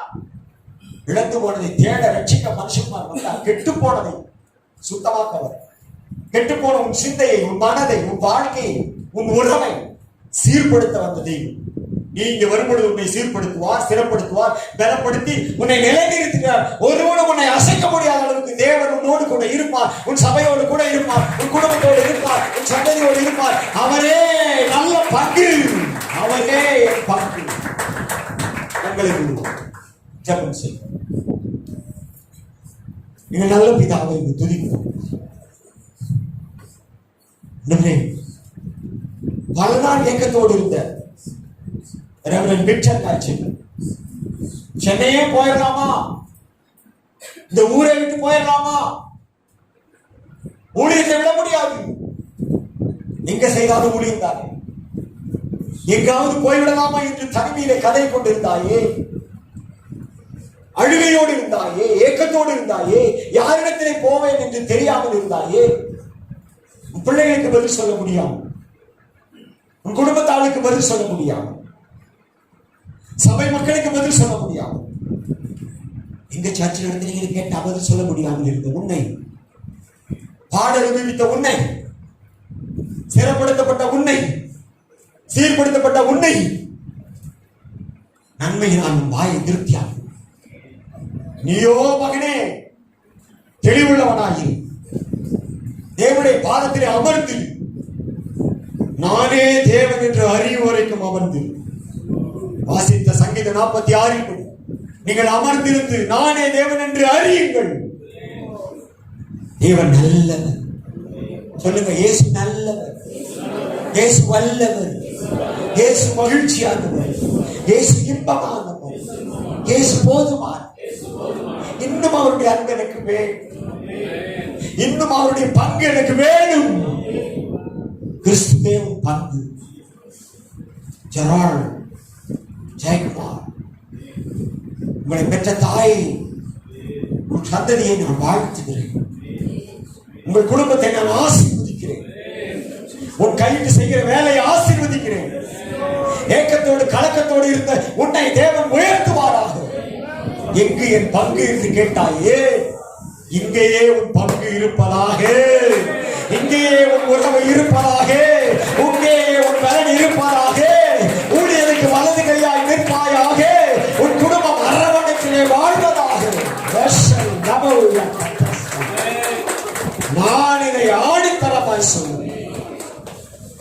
தேவன் உன்னோடு இருப்பாரா, உன் தாயின் ஆயுசு நாளை கூட்டிக் கொடுப்பாரா, உன் சந்ததியை பெருக பண்ணுவாரா, அண்ணன் தம்பி உறவில் எந்த கசப்பும் இல்லாமல் உங்களை நடத்துவாரா. அண்ணன் சொன்னா சரி, தம்பி சொன்னா சரி என்று போகிற அன்பு உங்களில் நிலைத்திருப்பதா. தாய் சொல்ல மந்திரம் இல்லை என்று உன் தாயினுடைய அன்புக்கு நீ பாத்திரனாய் நிற்பாயா. அப்பொழுது கிறிஸ்து உன்னில் பிரகாசம், கிறிஸ்து உன்னில் உயிர் தெழுவார். கிறிஸ்துவின் உயிர் தெழுந்த வல்லமை இந்த சத்தத்தை கேட்டுக்கொண்டிருக்கிற ஒவ்வொருவருமே, அருமையான என் சகோதரி, என் சகோதரனே, எனக்கு அன்பான தேவ பிள்ளை, உன்னை ஏடிக்க வர வைத்தார். சாட்சி சொல்லி போக மட்டுமா? இல்லை இல்லை இல்லை, உன்னை சாட்சியாய் வாழ வைத்தார். தேவ அன்பில் நிலைத்திருப்பதாக்கா. செடியிலே கொடி நிலைத்திராவிட்டால் தானாய் கனி கொடுக்க மாட்டாது. உங்கள் வாழ்க்கையிலே அன்பு, சந்தோஷம், சமாதானம், நீடிய பொறுமை, தயவு, நற்குணம், சாந்தம், விசுவாசம், இச்சை, அடக்கம் கனிகளை காண செய்வார். உன் உறவினை பலப்படுத்துவாரா? உன் உறவுகளை பலப்படுத்துவாரா? உன் கோத்திரங்களை பலப்படுத்துவாரா? தேவனுடைய வார்த்தை வருகிறது. பணக்குறைவில்லாமல் உங்களை நடத்துவாரா? கஷ்டம் இல்லாமல் உங்களை நடத்துவாராக. வியாதியின் அகோரங்கள் இல்லாமல் உன்னை நடத்துவாராக. உன்னை கண்டவர்கள் கிறிஸ்துவை காண்பார்களாக. உண்மையுள்ளவனாய், உத்தமியாய், உத்தமனாய் நீ பத்திரமாய் இருப்பாயா? நீ பத்திரமாய் இருப்பாராக. தேவனுடைய பத்திரமாய் காப்பாராக. என் மகளே, என் மகனே, உன்னை தேவன் உயர்த்துவாரா? தேவன் உன்னை நேசிக்கிறார். அவர் அன்பு உன்னை நேசிக்கிறது. இந்த உலகத்தில் உன்னை நேசிப்பார். இல்லாமல் போகலாம், இருக்கலாம், ஆனால் தேவன் உன்னை நேசிக்கிறார். உன் அன்புக்கு பாத்திரமா? என் ஆட்டுக்குட்டிகளை மேய்ப்பாயா? என் ஆட்டுக்குட்டிகளை மேய்ப்பாயா? என் ஆட்டுக்குட்டிகளை மேய்ப்பாயா? மீன் பிடிக்கிறவனை பார்த்து கேட்க சம்பந்தம் இல்லாம மேய்ப்பாயா? என் ஆடுகளை மேய்ப்பாயா? என் ஆட்டுக்குட்டிகளை மேய்ப்பாயா? ஆமா, இந்த மந்தையை மேய்த்து இன்னும் அநேக மந்தை ஜனங்களை கொடுக்கும். சங்கீதம் 2:8, என்னை கேளு, ஜாதிகளை உனக்கு சுதந்திரமாய் தருவேன், பூமியின் எல்லையை உனக்கு சொந்தமாய் தருவேன். சங்கீதம் 2:8 எழுதியிருக்கிற வார்த்தை உன் வாழ்க்கையிலே பலிக்கும். விட்ட உன் வாழ்க்கையிலே பலிக்கும். நீ கேட்கிற எவனும் பெற்றுக் கொள்வான். கேள், நீ எதை கேட்டாலும் அதை செய்வேன். என் நாமத்துக்கு எதை கேட்டாலும் செய்வேன். நீ கேட்டு பாரு, நீ கேட்டுதான் பாரு, நீ விண்ணப்பம் கொடுத்துதான் பாரு. தேவன் நிறைவேற்ற வல்லவர். நான் சொன்னதை எல்லாரும் செய்து சொல்லுங்க. தேவனே, எங்களை மகிழ பண்ணும். எங்கள் வாழ்நாள் எல்லாம் உண்மை உத்தமமாய், உம்முடைய பங்குக்கு பாத்திரமாய், உம்முடைய அன்புக்கு பாத்திரமாய் அடங்கி இருப்பேன், அன்பாயிருப்பேன். வைராக்கியத்தை காட்டாமல், பிடிவாதத்தை காட்டாமல் தேவ அன்பை காட்டுவேன். பொருத்தனை பண்ணுகிறேன். என் சிந்தனை மண்டலத்தை, என் சரீர மண்டலத்தை, என் ஆவி மண்டலத்தை உமது கையில் ஒப்புக் கொடுக்கிறேன். இயேசுவின் நாமத்தில் பிதாவே, ஆமென், ஆமென், ஆமென். கரங்களை தட்டி கர்த்தரை மகிமைப்படுத்துவோம்.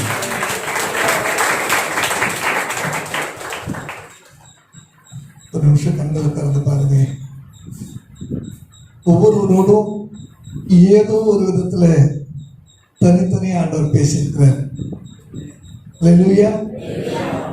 ஏதோ ஒரு விதத்துல தேவன் உங்களுக்கு வேண்டியதை என்ன செஞ்சிருக்கிறார், நீ கொடுத்திருக்கிறார். அல்லேலூயா. கர்த்தர் நல்லவர். முகம் பார்க்கிறவர் அல்ல, அகம் பார்த்து இதயத்திற்கு தேவையானதை நமக்கு என்றவர் தந்திருக்கிறார். அல்லேலூயா.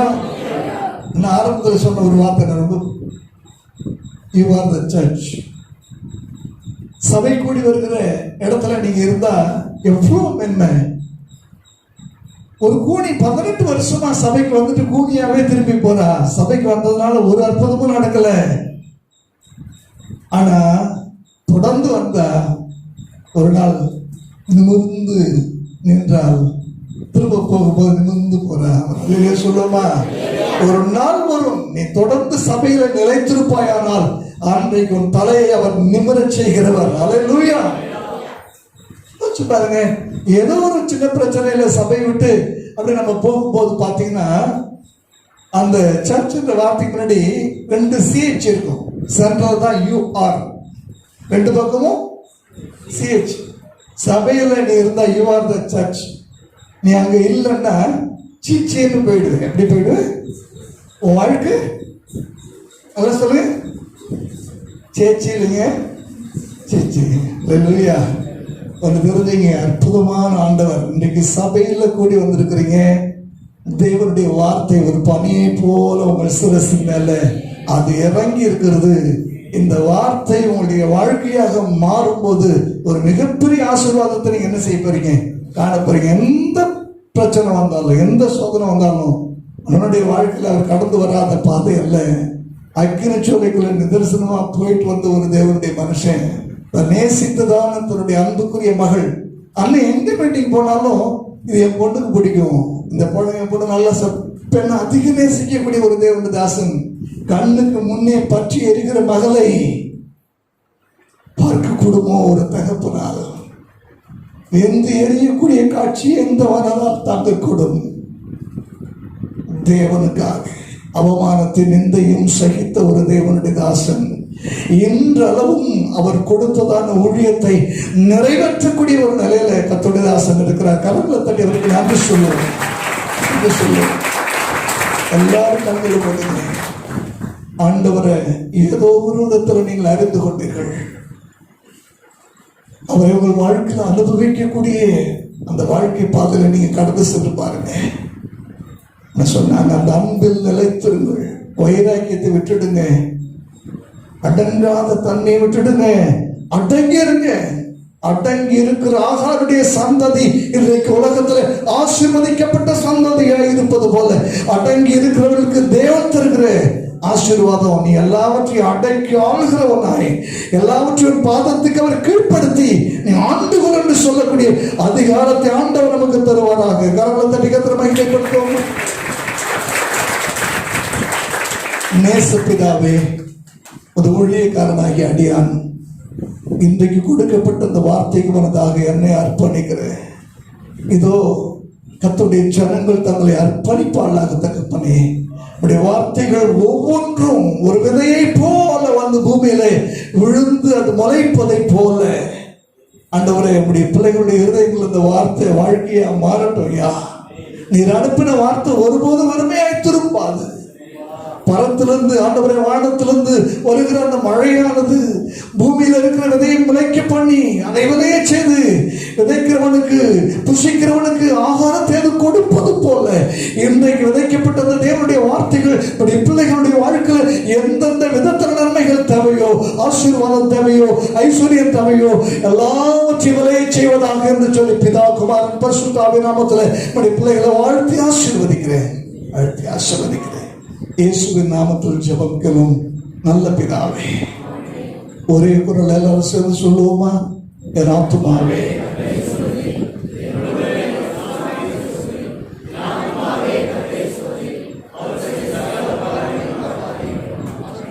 ஏங்க 3 வசனம் தான் சொல்லணுமா? 8 வரைக்கும் சொல்லலாம். எடுங்க பைபிள 103ஆம் சங்கீதம் 8 வரைக்கும் சொல்லலாம். 3 சொல்லிட்டீங்க, 4 இருந்து சொல்லணும். எல்லாரும் எடுக்க இருக்க 103ஆம் சங்கீதம்.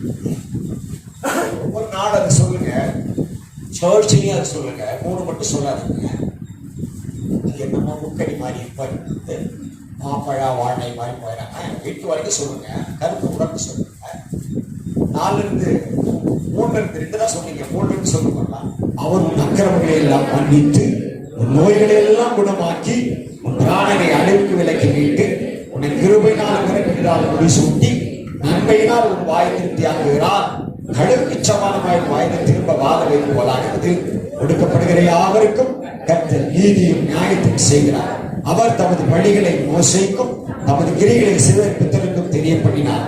கர்த்தர் உருக்கமும் இரக்கமும் நீடிய சாந்தமும் மிகுந்த கிருபையும் உள்ளவர். ஆமென். ஆண்டவராகிய இயேசு கிறிஸ்து கிருபையும் பிதாவாகிய தேவனுடைய அன்பும் பரிசுத்த ஆவியானுடைய அன்பின் அன்யோன்ய ஐக்கியம் சமாதானம் இன்றும் என்றும் எப்பொழுதும் உங்களோடு இருப்பாராக. கர்த்தர் உங்களை பிரகாசிக்க பண்ணி, கர்த்தர் தம்முடைய முகத்தை உங்கள் பிரகாசிக்க பண்ணி ஜீவனை, நன்மையை, பாதுகாப்பை, சேமத்தை, நன்மையை கட்டட கடவர். ஆமென். கரங்களை தட்டி அருமையான கத்தோலிக்க தாசனுக்கு அன்பையும் வாழ்த்துக்களை தெரிவிப்போம். வந்துதானே ஒவ்வொருவரையும் மீண்டும் தனித்தனியாக பிரத்யேகமாக வாழ்த்தி வரவேற்கிறேன்.